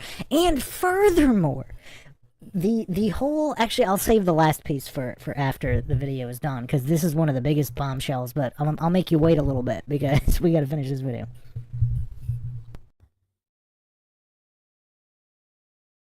I thought I was so in at the Times. I was just saying that I wasn't going to get it because I was trying to be humble, but I was so not humble. Take the incident with the study tree. Another bizarre example of Rory's entitlement when she becomes irritated because someone else dares to sit by a tree she's claimed as her own. This is my study tree. The hell's a study tree? The tree is plenty big enough for 2, even 3 people to sit around. But Rory eventually decides to throw money at the situation to get what she wants, which, unfortunately for Rory's personal growth, does work. This gets at Rory's main problem. It's not that she makes mistakes, which everyone does, but that she refuses to learn from them. It's this intractability that's the reason for her drifting aimlessly as a 30-something. She's just waiting for more opportunities to present themselves to her and more doors to magically open. You basically promised me the job was mine. You were a candidate. Looking back at Gilmore Girls, the extent to which everyone reveres young Rory can be a little mystifying. She's a very impressive young lady. I wholeheartedly concur. She's a diligent student, but none of her accomplishments really set her apart. Every child that applies has the same high grade point average, they've taken the same AP classes, and they're all on the student council. It's hard not to be skeptical of how simply earning good grades gets her into so many Ivy League schools, or why she's elected editor of the Yale Daily News after she's just recently taken time off from Yale. I did miss that semester, so seniority's a question. We're past taking seniority into account. Rory's best frenemy, the ultra-driven and extracurricular-obsessed Paris, behaves the way you'd expect Rory to behave if she were the hyperachiever we're told she is. What the hell did Romain mean when he was going on about weeding out the hyper-intense in the interview process? He stopped just short of calling me by name. I'm losing it. Paris does put in the work and arguably isn't rewarded for it enough. How am I going to tell him I didn't get into Harvard? What am I going to do?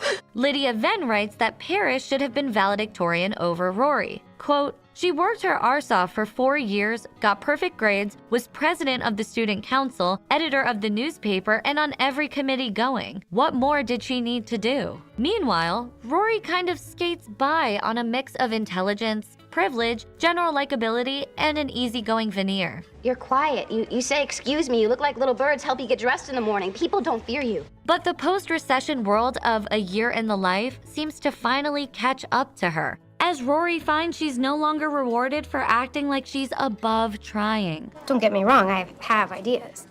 Like? Stuff about the world, culture. Rory has a pretty bad case of main character syndrome. She takes it for granted that both her grandparents' and mother's lives should revolve around her. She claims her mother's life experiences as her story. You're 16, you're pregnant. You're packing up to leave Grandma's house. It's a riches to rags story. It's got everything. And doesn't find it valid that Lorelai objects to having her intimate personal life shared in a book. I don't want my mother finding out I left you in a bucket in a hardware store in chapter 6. This is such an overreaction. It's my life, Rory. In Rory's friendships too, most of the focus is on Rory's problems and Rory's life. I have to get to the bus stop. Dean's meeting me there. But I'm trying to talk to you about this. What good is it to have a best friend when she's never around and she never listens?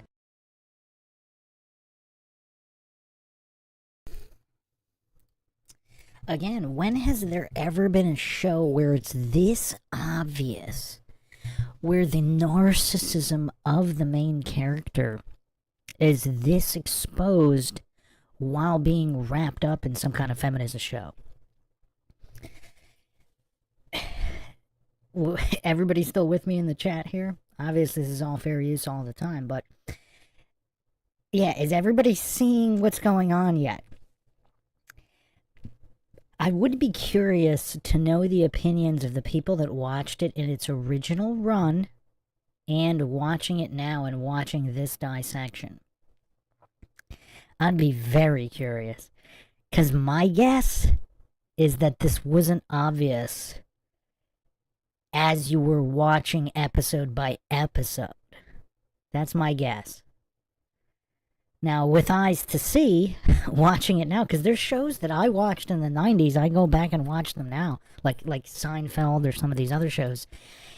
Just the narcissism and the promotion of ego and materialism, it's so heavy-handed, but it didn't seem that heavy-handed at the time, especially when you're watching, you know, in bits and pieces, one episode at a time, instead of actually binge watching an entire season so you can see the entire context together in a short period of time.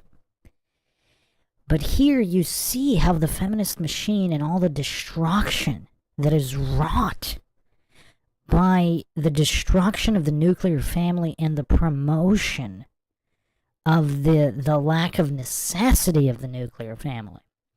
Because what would have happened if Lorelai actually married Chris and they made it work and their grandparents helped them? Now, yeah, it would have still been in the lap of luxury. But that's the other thing about this 1 foot in, 1 foot out, which I'll get back to in a moment.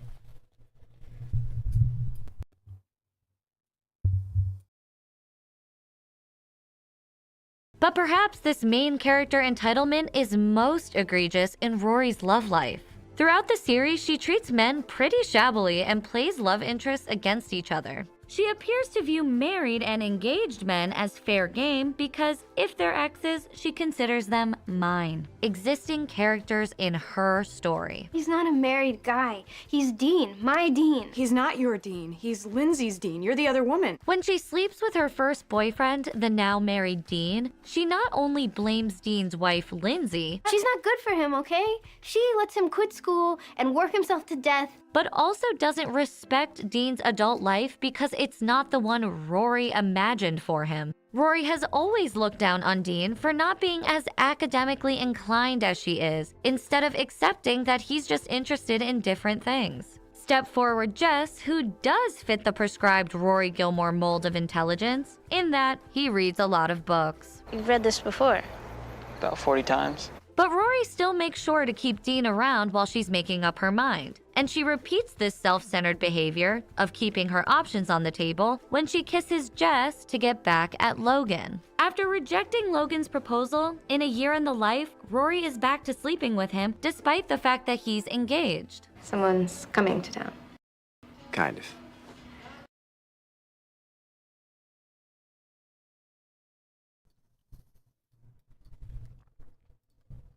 Sovereign Searcher you just got here. Basically, the Illuminati feminist machine blowing the whistle on itself in a mainstream show like I've never seen done before. That's the main conspiracy.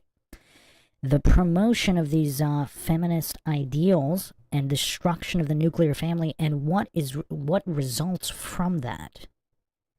Because in all these other feminist shows, you see all of these successes, like these outliers being heralded as everything to strive for. Strive to be the 0.01% outlier who makes it despite all these things and celebrate that.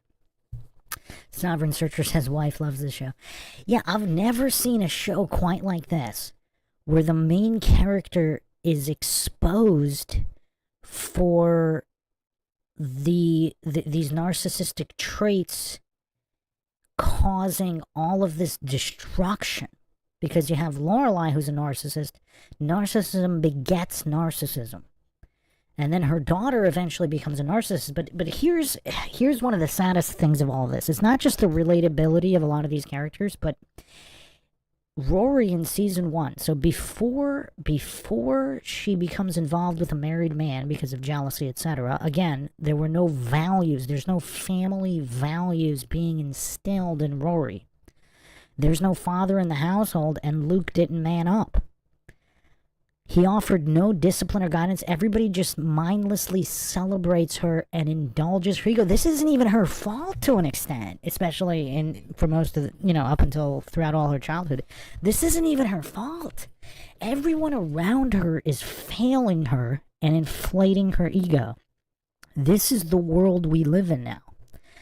In this matriarchy type world where all of these girls are propped up, oh, go to college, who cares about family, and single moms are awesome. Look at what happens here. I mean, I've never seen like a popular mainstream show like this completely expose feminism and what it destroys while being feminist. I mean, has anybody seen a show like that? Has anybody seen a show like this? I mean, this is absolutely crazy. And it's so it becomes so heavy-handed and obvious in Day in the Life, or Year in the Life, rather. Year in the Life is, it's actually pretty bad. It's hard to watch. There's no chemistry between the characters. It's pretty terrible.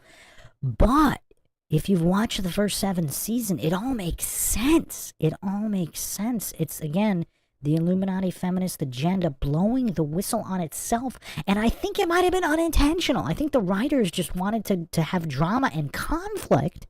So they wrote what they knew, the ideology infecting their brains, and they didn't realize how it blew the whistle on itself. Thoughts, comments in the chat here as we finish this up.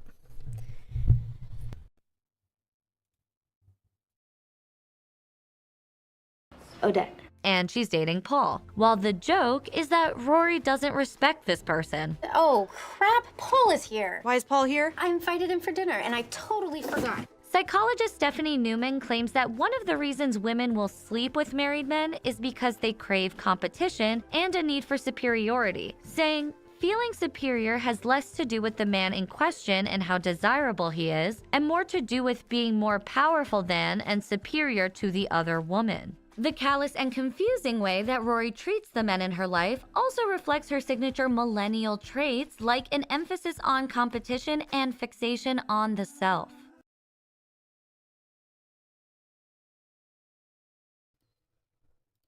What else is funny about this YouTube channel? She doesn't use the word narcissist, and this isn't millennial. This isn't a millennial aspect. It's a feminist aspect.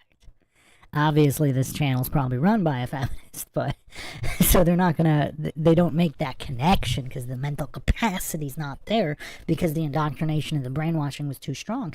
But here on MindShock, we're obviously examining all of this objectively, logically, and neutrally, and aware of the social engineers and the Rothschild Rockefeller propulsion of feminist ideology in order to collapse Western civilization, which is working quite well, is it not? Is it not? And that's the conspiracy here. It's just the self-blowing of the whistle like I've never seen before.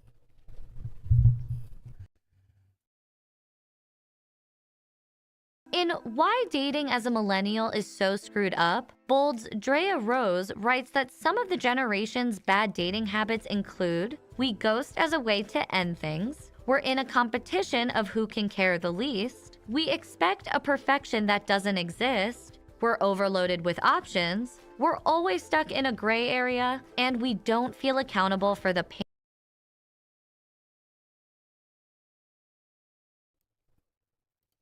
Again, these aren't millennial traits. This is just flat out narcissism. Female narcissism propped up by the feminist machine. Hello, Sunflower Soul. Rory became her narcissistic mother in A Year in the Life. It was horrible and made me see the entire series completely differently for what it always was. So, Sunflower Soul, we need your background here. Did you just get here? Because I just watched all of the entire series, and Year in the Life. I just watched it in the past week or so. I had never seen anything other than quick little commercials that I knew nothing about the show. And so I could see it for what it already was every episode of the way. So did you watch it on its original run? And I have to give Lorelai, she was a narcissist, but I have to give her credit because she really wanted to keep Rory away from her grandparents. And then what didn't really make sense is she actually was, after that, she was encouraging, because I think that was her mother's intuition. She knew that exposing Rory, brought up by a single mother, to the lap of luxury, where she would be so spoiled and enabled that it would just not make her a good person. And she was a good person. To give Lorelai credit, up until dealing with the grandparents, Rory actually was a good person. Now, hopelessly indoctrinated into the cult of statism, feminism, all of this worship of indoctrination facilities. I mean, yeah, that's an issue. And, of course, the gluttony. Just the celebration of all the junk food and fast food in large quantities. But other than that, she was actually a sweet person and a good person that didn't want to hurt anybody. But after dealing with the grandparents and being exposed to all of this snobbery of the grandparents.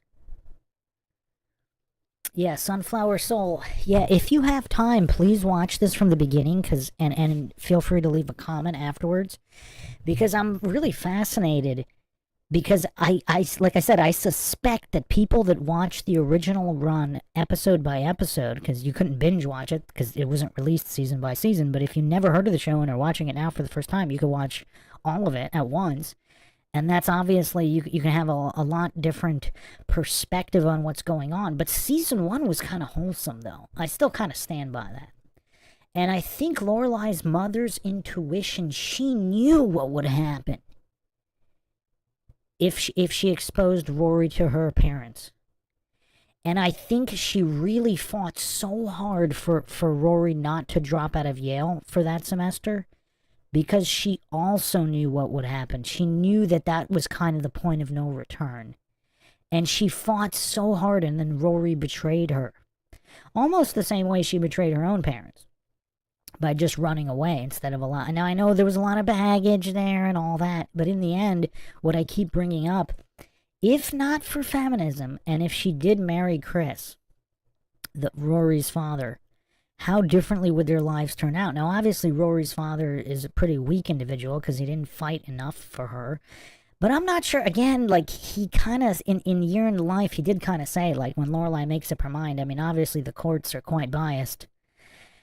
But who knows? If he had the backing of all his rich family, they might have favored him. I mean, who knows? But it still wouldn't have kept the family together, because if Lorelai was dead set on leaving, then that would have just opened up another can of worms. So, yeah, Sunflower Soul says, absolutely looking forward to rewatch. This has bugged me. I don't know how I didn't see it years ago. Yeah, I mean, it's so crazy, because this is the only mainstream show, or probably any feminist show that I've ever seen, that blows the whistle on itself so obviously, and most likely unintentionally. Because the writers are just writing what they know, and this is what feminism... This is the result of feminism. You have outliers like Paris. You know, when Paris is that masculine, she probably could succeed in all these endeavors. But Rory's 1 foot in, 1 foot out. And that's why feminism is what? 99.9999% failure rate.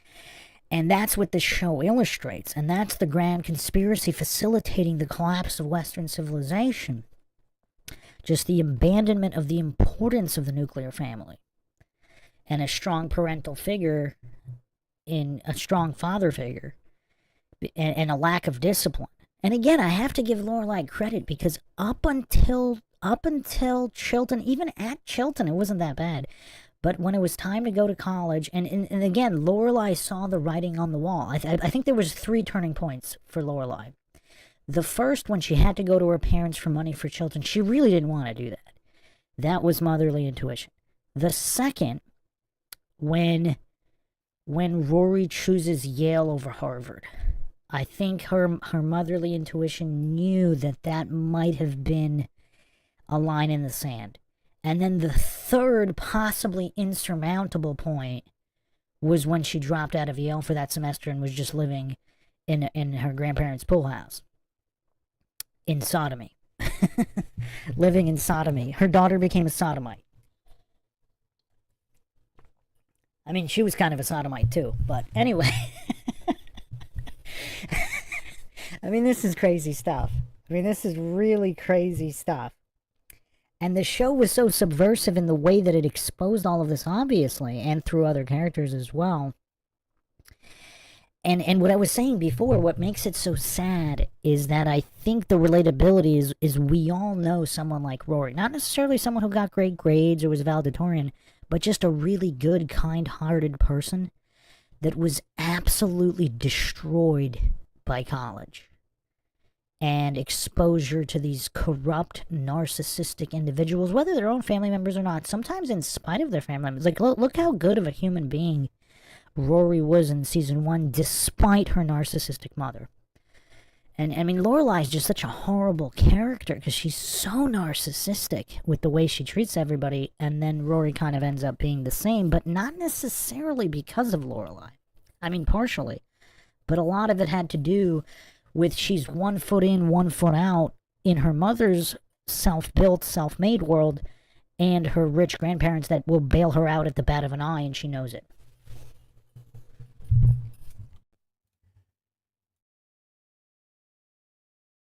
We inflict on others. Dean, you're my boyfriend. I would never do anything to hurt you. Yeah? You're doing it right now. Rory's self-centeredness may also stem from the fact that she's an only child.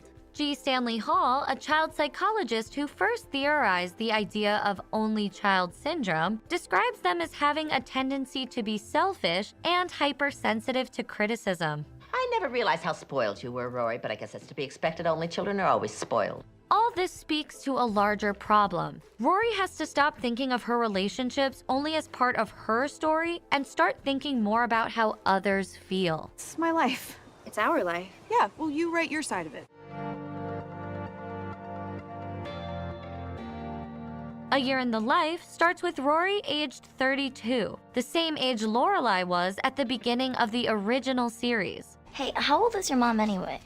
32? Lorelai was the teen mom who everyone thought had ruined her life. But in fact, she worked her way up at the Independence Inn and made a life for herself. I worked my way up. I run the place now. I built a life on my own with no help from anyone. Ironically, while Rory was supposed to be the golden girl, she's accomplished a lot less than her mom had at her age. This is in part because Rory has never had to struggle or take on the world alone. Rory's never been seriously tested, so she hasn't developed the resilient spirit her mom built up out of necessity as a young single mom. We've seen earlier signs of this missing resilience. In season 5, Logan's dad tells Rory he doesn't think she has what it takes to be a journalist. I just don't think you really have the drive to put yourself out there, to be honest.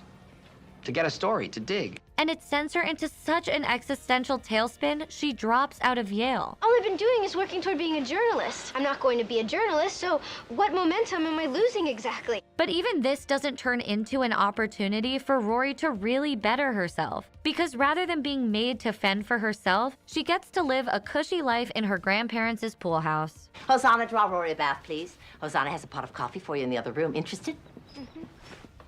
Wow! In her 30s, Rory is at last having the moment of reckoning that her mom had when she was just a teenager. She's no longer finding that the world bends to her will, and she's taking time to figure her life out. I feel like this is my time to be rootless and just see where life takes me. The show begins to view her more critically and less like the princess of Stars Hollow. But on the flip side, we can empathize with her more. The fact that Rory is so stuck in her early 30s is probably the most relatable she's ever been. I'm blowing everything, my life, my career. I'm flailing and I don't have a plan or a list or a clue. And now that life has at last gotten tough, it forces her to change, just as Lorelai did. A Year in the Life set up a full circle journey for Rory that is essentially about becoming her mother. Show creator Amy Sherman Palladino has even said that the theme of the show takes after the opening song, Where You Lead. Where you lead, I will follow. In that it's about history repeating itself and Rory following Lorelai's lead. Like Lorelai, Rory reveals she's about to become a single mother. I'm pregnant. And although it's never said explicitly, it seems like the father of the baby is Logan, the privileged immature heartthrob whom Sherman Palladino has compared to Rory's dad, Christopher. While the bombshell of her pregnancy would seem like an indication that Rory's hopes of professional success will be even more unlikely, the implication is that Rory will follow in her mom's footsteps in unlocking her resilience. Once she's at last tested, she'll show the world and herself what she's really got. Digging deep into her relationship with her mother is also the key to her deeper creativity as a writer. I sat down and it just came out, flew out. It's like the story has just been sitting in my brain for years, taking up space. And the cure to Rory's main character syndrome will no doubt be motherhood, which will force her to stop seeing the world as only revolving around her. A lot of Rory's problems as an adult can be put down to the fact that she was a gifted child. Many gifted children struggle to live up to their potential or feel enormous pressure later in life. They also often plan a career path too early. You've known what you wanted to do with your life since you were 3. Be a journalist. The National Research Center on the Gifted and Talented explains that if a career decision is made early due to cognitive maturation without synchronous emotional maturation, the gifted adolescent may not be able to consider the long-range planning, persistence, and self-sacrifice needed to achieve the intended career goal. If I hire you, tell me what Rory Gilmore would write about for Sandy Says. Oh, if I worked here. Sell me. Sell. Okay, we're selling. Like many millennials and gifted young people, Rory needs to sit down and ask herself if the path she set out for herself at 16 is still the right one 16 years later. She's spent too long plowing on ahead. The privileged, entitled, spoiled millennial who assumes everything will work out for her. So it's good when, at last, it doesn't. Moving home. Gilmore Girls leaves us with a new definition of what counts as millennial success. Maybe career and relationship stuff isn't going to take off for Rory, at least not right now, but she still has a real shot at finding herself. They've been to college, then out in the real world, and it spit them out like a stale piece of gum, and now they're all back in their old rooms, like you. This is the tape.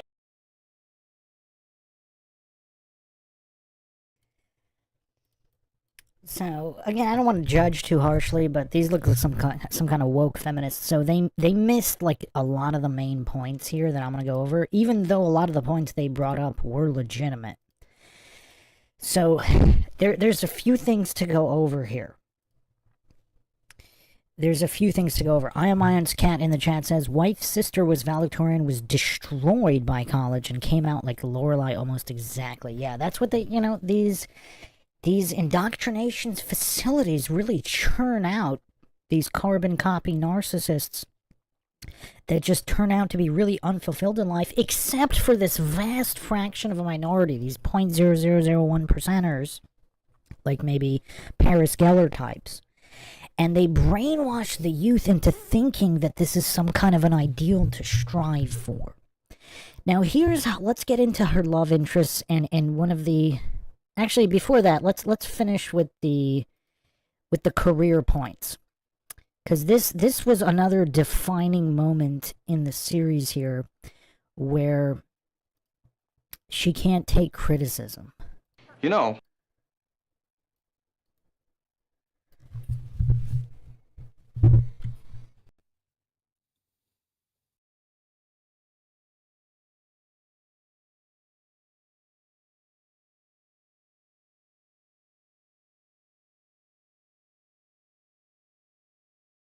You know, you and I haven't really sat down and talked about the situation, about how you're doing here and all. Well, you've been busy. I've meant to.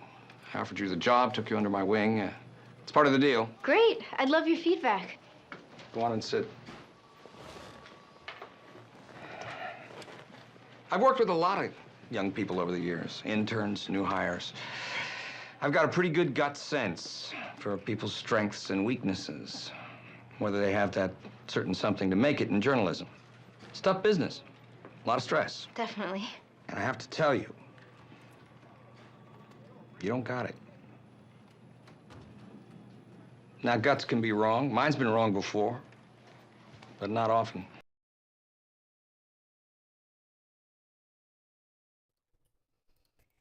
So he got a lot of flack here. People thought he was too harsh, but he actually really was being honest with her, which a lot of people never were because they were too busy praising her and indulging and pumping up her ego, which caused her to be this feminist narcissist.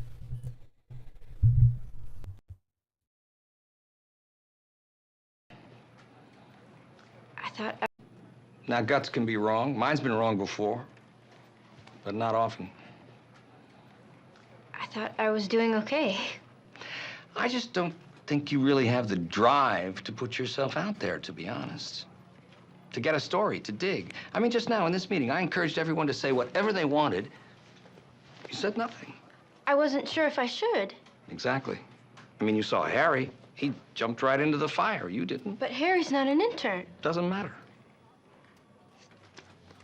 I've always done what's asked of me. See, the thing is, in the real world, it's not always good enough to do just what's asked of you. But I thought I was in a really good rhythm with everyone here. I'm not saying you're not competent. You're smart. You're terrific at anticipating needs. Actually, you'd make a great assistant.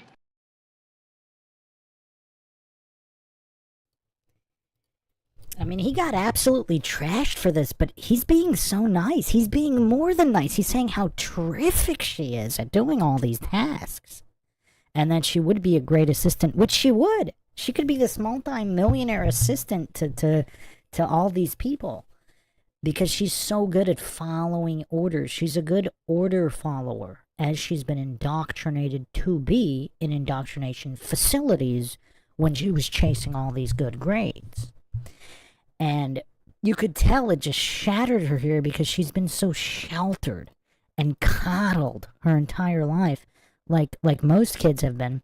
I mean, this is just, again, this trophy generation type thinking.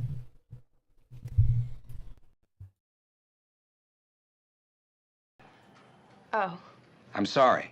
It's not my pleasure to disappoint someone like you, especially you. What with the extenuating circumstances. But it's healthy. I don't know any other way. I don't BS. I should get back. Hey, listen. I know this is rough, but I may have just done you a big favor. Oh, okay.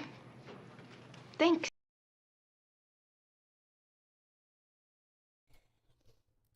And she's too much of a narcissist here. She's too much of a feminist, girls can do anything type narcissist to understand that he actually did.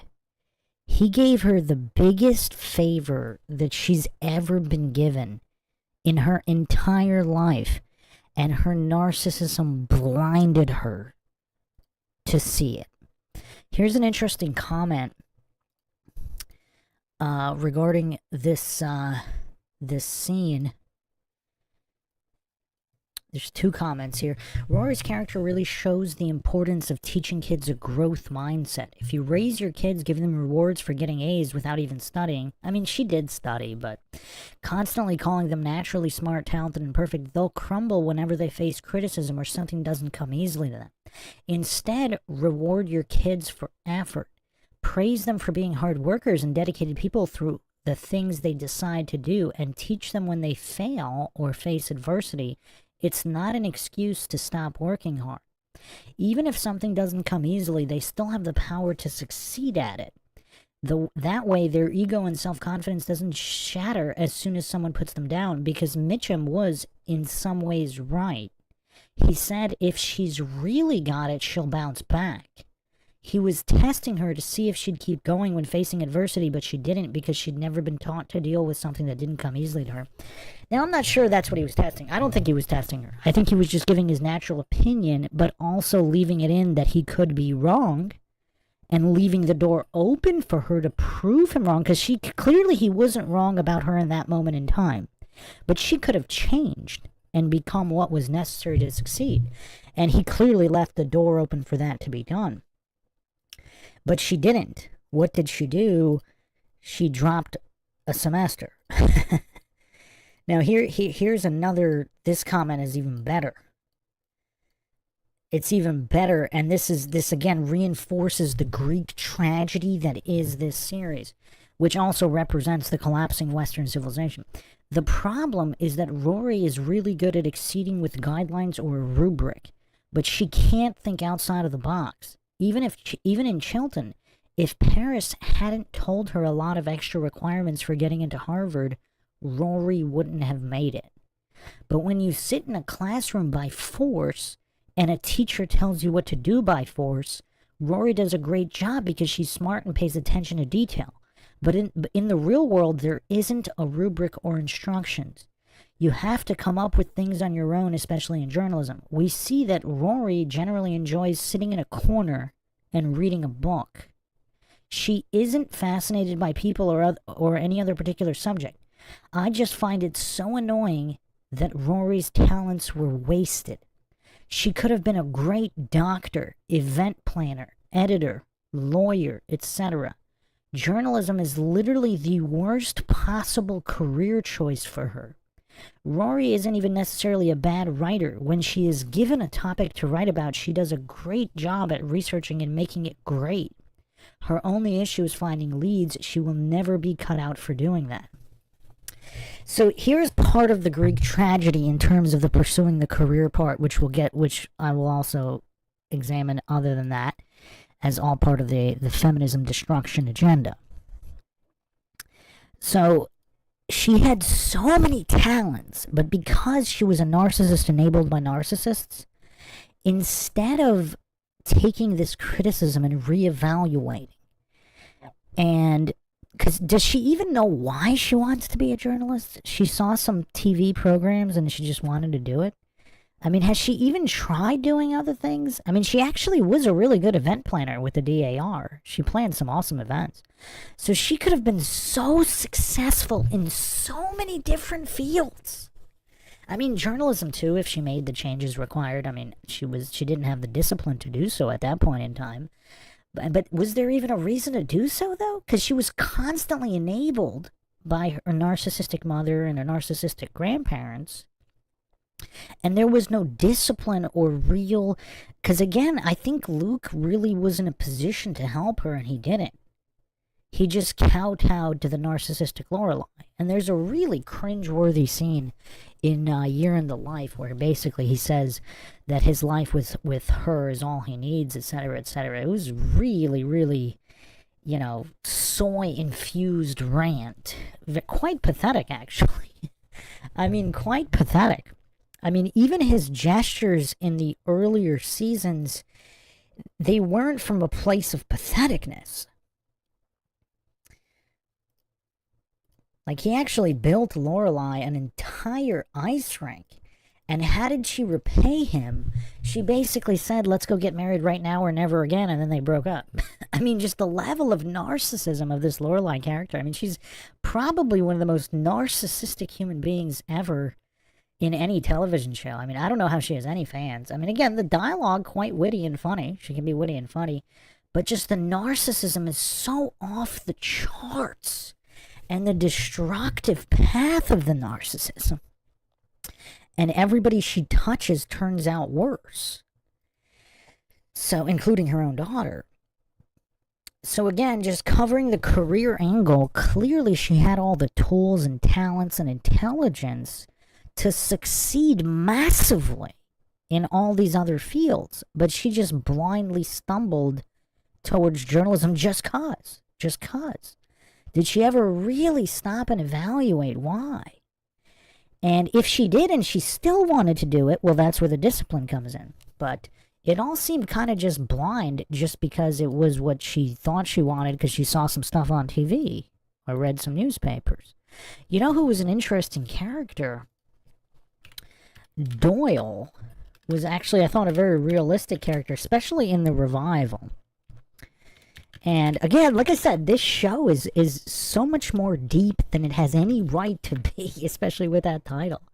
It's kind of crazy, but here's a good example. So, YouTube's a little laggy. 1 second here.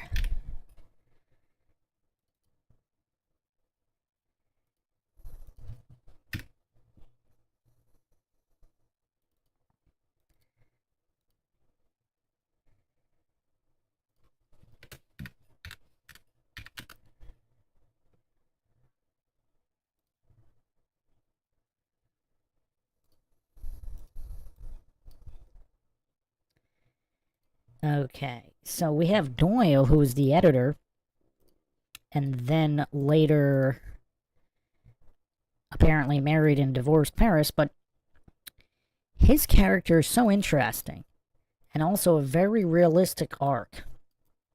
Because it's almost like he realizes print is dead, either that, and of course living with Paris for X amount of time. I mean, who could handle that? But in the revival, he turns out to be this schlocky screenwriter, just writing scripts for money and just partying it up in Hollywood. I mean, quite realistic. Like, you see the writing on the wall, print is dead, etc., etc. He's someone that kind of rolled with the punches and made a success of himself. Now, again, with the Paris's character is interesting because that's what it takes to be successful. You know, you got to be cutthroat like that. And Rory was such a sweet kid. And then she had 1 foot in, 1 foot out in terms of the world, the life of privilege. So now let's examine, if nobody has any questions, we'll get to her love interests and where, again, this self-blowing of the whistle of the feminist agenda will all come into play here. I mean, this is, again, quite the Illuminati conspiracy that nobody has quite dissected in this way. But I'm going to drop the kibosh right now. And this is going to trigger a lot of people right here. So here's the thing. If not for the brainwashing of the Illuminati feminist machine, if Rory had actually married Dean, would she be happy and healthy in life? If she hadn't pursued higher education in these indoctrination facilities of the Ivy League or otherwise, would she still be this sweet, good person, uncorrupted by the world? She literally could have married Dean. She could have married Jess. Jess had a lot of problems at the time that they were in a relationship with each other, but then she chose Huntsberger. She chose Logan, the rich kid, over Jess, even when Jess was doing better. And yeah, I mean, he was very, at that point, you know, obviously he had problems early on, but, or she could have even if she married Logan when he asked her to, where in life would she be? She'd be happily married. If she hadn't pursued Obama's campaign due to all of the feminist brainwashing, where in life would she be? And this show makes it so painfully obvious. It's the most heavy-handed self-blow of the whistle I have ever seen. I mean, yes, it's a Greek tragedy, Chin Chin. Chin Chin said, I'm going to have to rewatch this in the morning. Rory's bad influences, man, they got to her is truly a tragedy. The lack of a... So here's the thing. She could have still... If she wasn't brainwashed by feminism, she could have still been happy and won in life, even with the narcissistic single mother Lorelai. If she had married Dean, because she shows him, they actually have a scene, and you could see the pain in her face. Let me play the scene, actually, because this is very, very relevant here.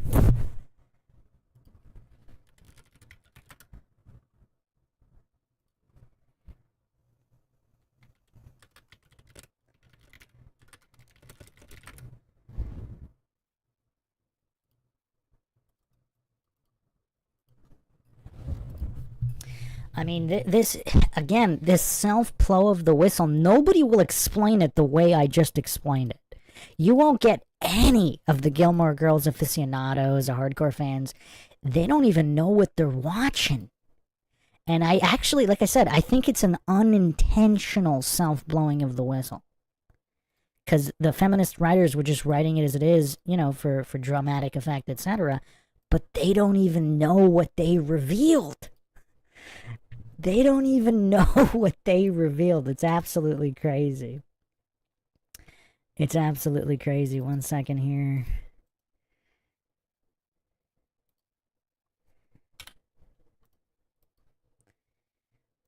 Like I said, I've never seen a mainstream show reveal like this. I mean, absolutely wild. Alright, so here's the scene from Day in the Life. Or Year in the Life. I keep saying Day in the Life. Year in the Life.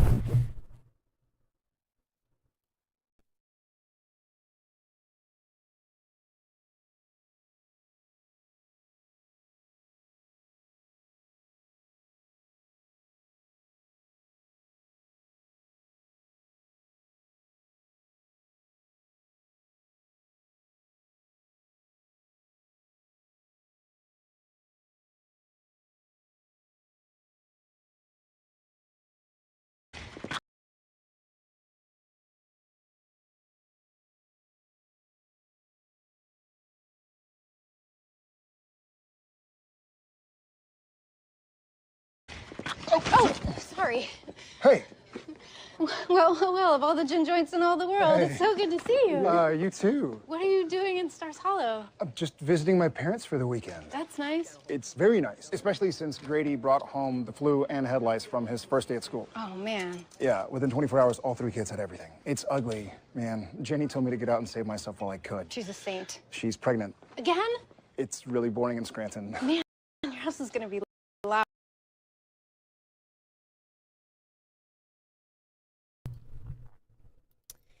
And another shout out to Alexis Bledel. What a brilliant actress. I mean, you could see the pain in her eyes as she's forcing a smile. Because that could have been her life and she knows it. It could have been her life, she knows it. She knows she could have also been married to Logan. Because he asked her, she declined. Literally, if she hadn't been brainwashed by feminism, she could have had any number of happy lives. And she could have still gotten into journalism, been an editor and all that, if she hadn't prioritized it first. That's the true tragedy here. And that's what the feminist brainwashing does. It just destroys lives. And it's just enabled by narcissists like, again, her mother. But, again, just brilliant acting here. You can see the pain in her eyes through the forced smile. I know. That's so great. I know. Congrats.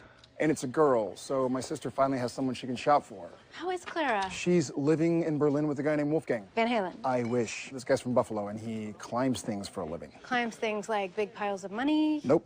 Like bridges, municipal buildings. They stacked up tires for the monster truck rally, and he climbed them dressed as an ignition switch. I don't know how to defend that. And he calls her Ra. That's the great nickname he came up with. You hate him. I hate him. Well, it's okay. She's young. It's her first love. It'll probably... Yeah, I know. Well... How are you doing? Me? I'm doing okay. Just okay? Well, things are changing for me at the moment.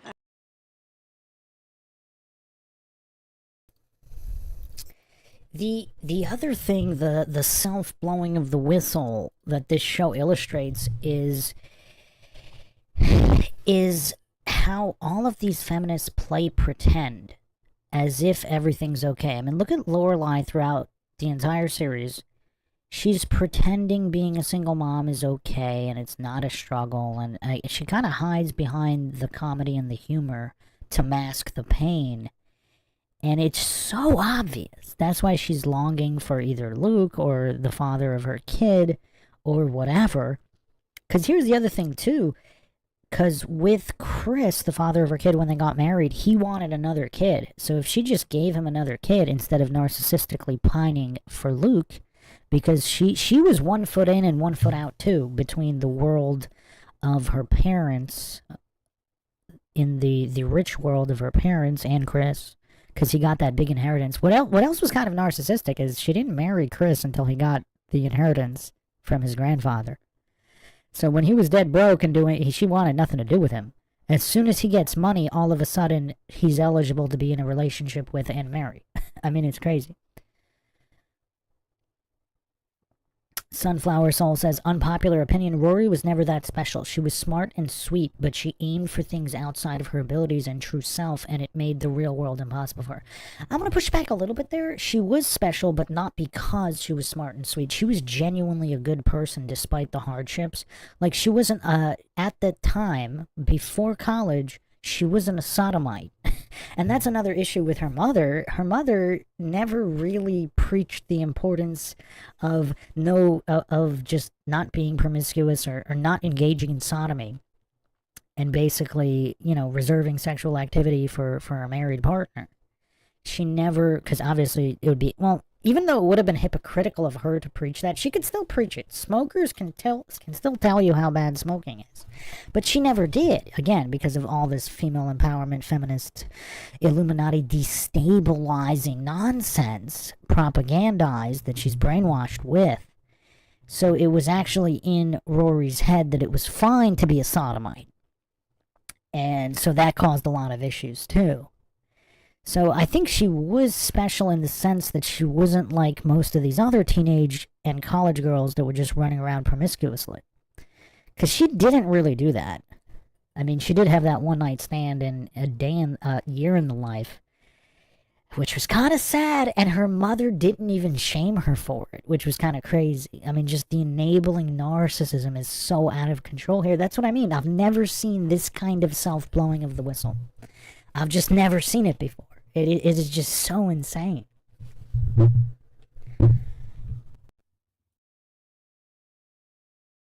I'm still trying to figure it out. I'm writing a book. Well, you've read them all, so what else are you gonna do? It's actually about my mom and me and our life. Really?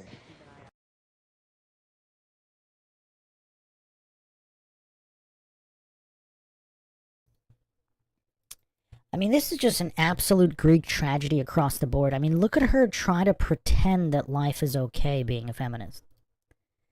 Like, she's almost trying to convince herself it's all going to be okay. She's writing a book. She's not a complete failure. And she actually isn't a complete failure. I mean, she's got that New Yorker piece.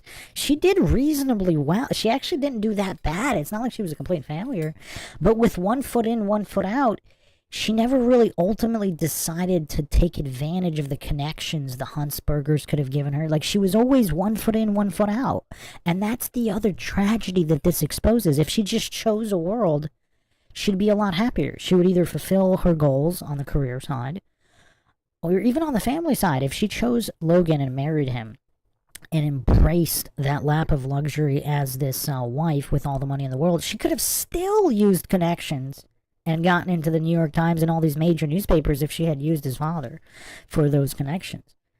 Or she could have went with Dean or Jess and not have the money, but have, you know, happy family life and still pursued other things, but she wouldn't be in the situation she is now, just being so unhappy and unfulfilled due to, again, the Illuminati feminist agenda.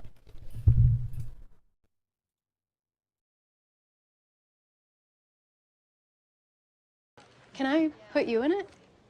I mean, I'm changing the names to protect the guilty, but still, you would know it's you. I don't know. What are you gonna say? That you were the greatest boyfriend alive. That you were generous and protective and kind and strong. That as much as I wish we'd met when I was older and more mature, I know that if I hadn't had you with me when I did, I wouldn't be the person I am today. That you taught me what safe feels like.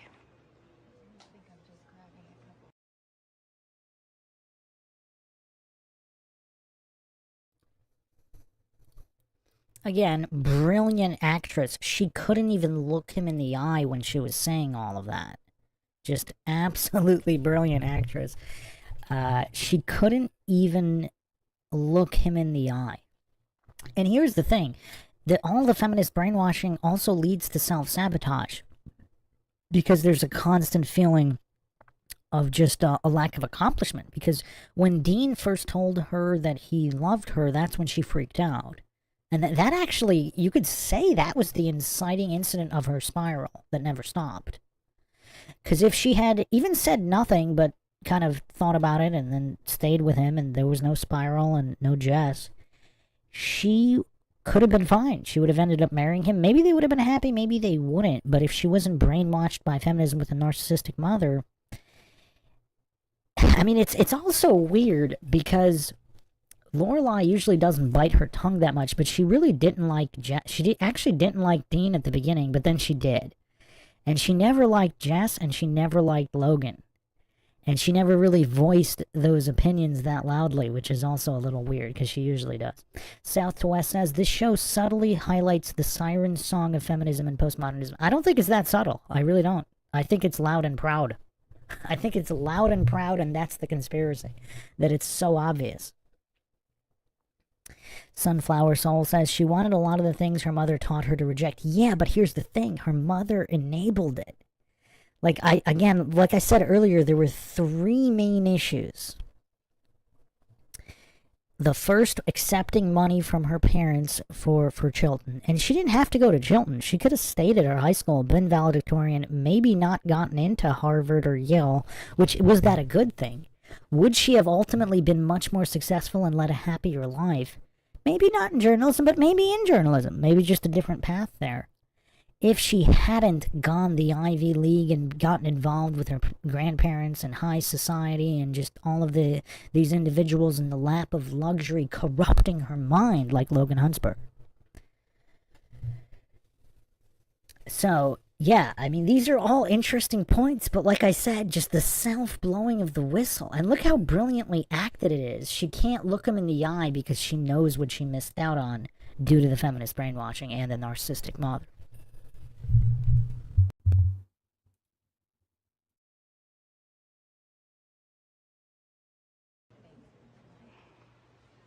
Okay. And that you had a disturbing obsession with Lord of the Rings, that you did a terrible Smeagol impression. It was not terrible. It was pretty damn good. There were hand gestures. I know, I remember. I remember it all really well. Good luck with the book. Thank you. Dean! Cornstarch. Pay for it this time.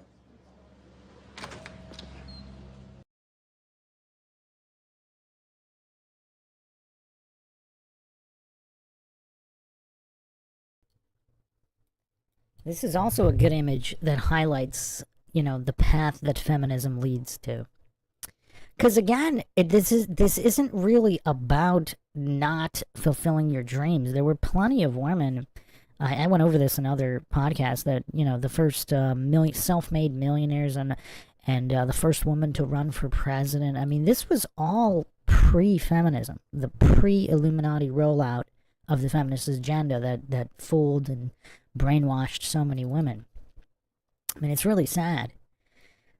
I mean, it's just, I mean, it's very obvious. That's what's kind of crazy. It's so obvious, yet many people just don't get it. And it's so obvious. She could have picked literally any of these guys and been happier than she ended up. And, yeah, I mean, again, just the self-blowing of the whistle, I've never seen anything like it. Like, this show actually gets celebrated for it, but not for those specific reasons, even though that's what it reveals. That's what it so perfectly reveals in this tragic cautionary tale of pursuing higher indoctrination facility and so-called schooling. I don't want to call it education. This higher indoctrination facility schooling. I mean, it's just, yeah, it's crazy. And the other thing that was kind of realistic with some of the other characters, although kind of sad, like her best friend Lane just wanted to, she was so passionate about music. She was way more passionate about music than Rory was about journalism. I mean, it seems like Rory would have just been a really good, like, reclusive writer, like maybe even a fiction writer, like she read so much. But for whatever reason, she just had journalism stuck in her head, and everybody gaslit her into being this ego-dominated narcissism perfectly in line with the feminist agenda, that this is how her life turned out. Oh, the black helicopters are still circling here.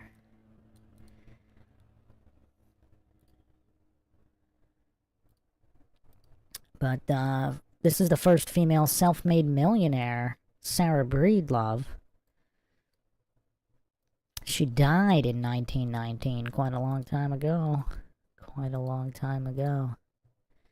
But yeah, there's so much that could be achieved and should be achieved, but by prioritizing the career early on, that leads to a path of destruction for what, 99.999% of women nowadays. Maybe not in the 80s when there was still some traditionalism to support. But yeah, it's pretty, it's just, it's so obvious. Like, that's part of the thing that's so mind-shocking. Like, I think it might have been some kind of CIA whistleblower that told me to cover this show. Because I've just never seen anything this obvious in the mainstream before.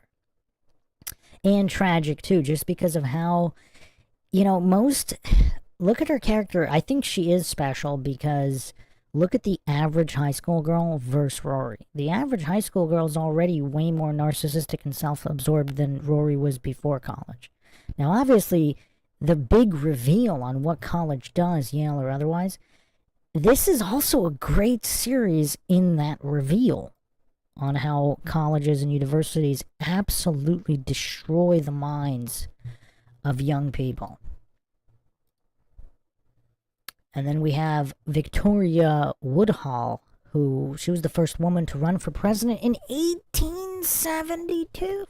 And yet all these feminist myths persist about how before all these waves of feminism that women weren't allowed to do anything. Of course they were. A lot of great women out there. I even put out a tweet earlier. I would argue there might have been a lot more great women before that helped the world and accomplished great things pre-feminism than post. How's that to trigger the goofs? Truth Trollette says, I was going to ask whatever inspired you to watch it. It was almost like a gauntlet thrown down because this random individual on the interwebs just said, I request a deep dive on the entire Gilmore Girls series, including A Year in the Life. Now, when someone throws down a gauntlet, like the tone of the message was that this individual totally believed I would never do it. Like, just the tone and the language, it's like they were 100% sure I would never watch it. And when a gauntlet is thrown down that hard, they don't know who they're dealing with. This is Bruce McGuire here. I don't care if it was 20 seasons. When you throw down a gauntlet like that, but it turned out, like, I was not expecting this. And again, season 1 is actually relatively wholesome.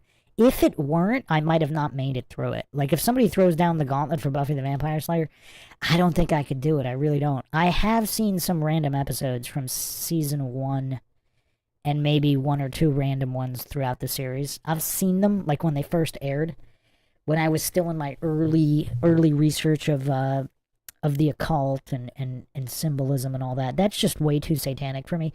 But season 1 of this show was wholesome enough for me to get through it, and well written enough with witty enough dialogue that I was able to get through it. And actually none of it was that painful. Maybe season 7 a little bit, and Year in the Life was a bit painful. But yeah, I mean, that's the main gist of it here. Of just, look, the amount of lives destroyed of all of these good girls. Just completely destroyed by colleges and by the feminist agenda, which just churns out these nonstop narcissists. And I think the relatability in this Greek tragedy is that I think all of us know at least 1 or 2 of these good girls that were just really, really great people that were completely destroyed by indoctrination facilities. And just how much happier would they have been, and not even gotten married necessarily. If they're an artist, be an artist. You don't have to go to an indoctrination facility. There's so many avenues that you can go down. But yeah, I mean, this conspiracy, I mean, this is such a big reveal and self-blowing of the whistle. I've never seen anything like it. And there's a lot of nuance to the show, too. There's a lot of interesting characters. There's a lot of missed opportunities with them, because even characters like Miss Patty, and they never really dove deep. Why did she come back? She had a whole bunch of husbands, obviously. And I don't know if they ever, does anybody know? 'Cause, again, I've only watched it once. I don't know if I'll ever watch it again. But she runs this dance school. She even taught Rory when she was younger. But it seemed like this was also a missed opportunity for her to be another mother figure to Rory and kind of give her some street smarts. Because this was a woman who had been through show business, and it seems like she had a lot of wisdom and experience that she could have shared. I mean, she actually promoted promiscuity, though, so in a way, not to Rory, I don't think, but in just conversations with Lorelai. So maybe she wouldn't have been a good influence, but if they really wanted to,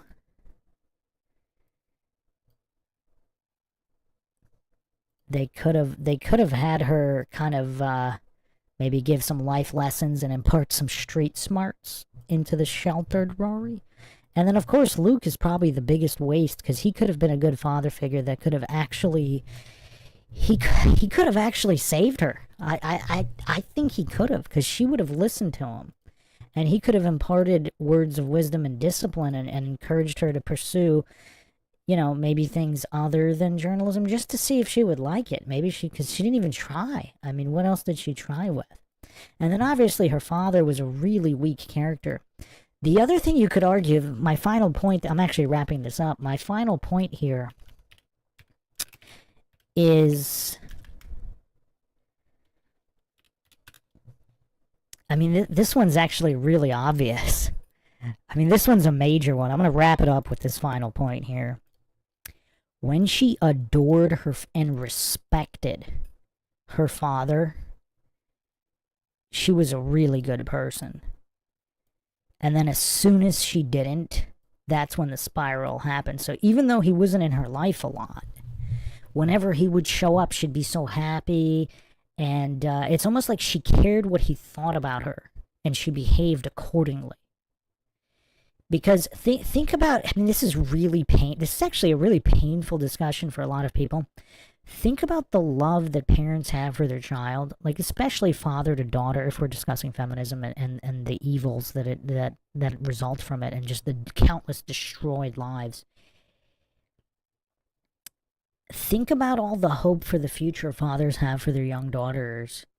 And when a daughter respects her father and cares what her father thinks of her, is she really going to become some kind of sodomite or promiscuous, what do the youngins call them these days? 304s?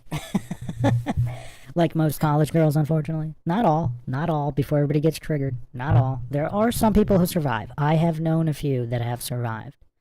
And they weren't completely destroyed mentally and physically by the degenerate college lifestyle. But look at for as long as she respected her father, there weren't really problems. Now, obviously, it would have been even better if he was actually present.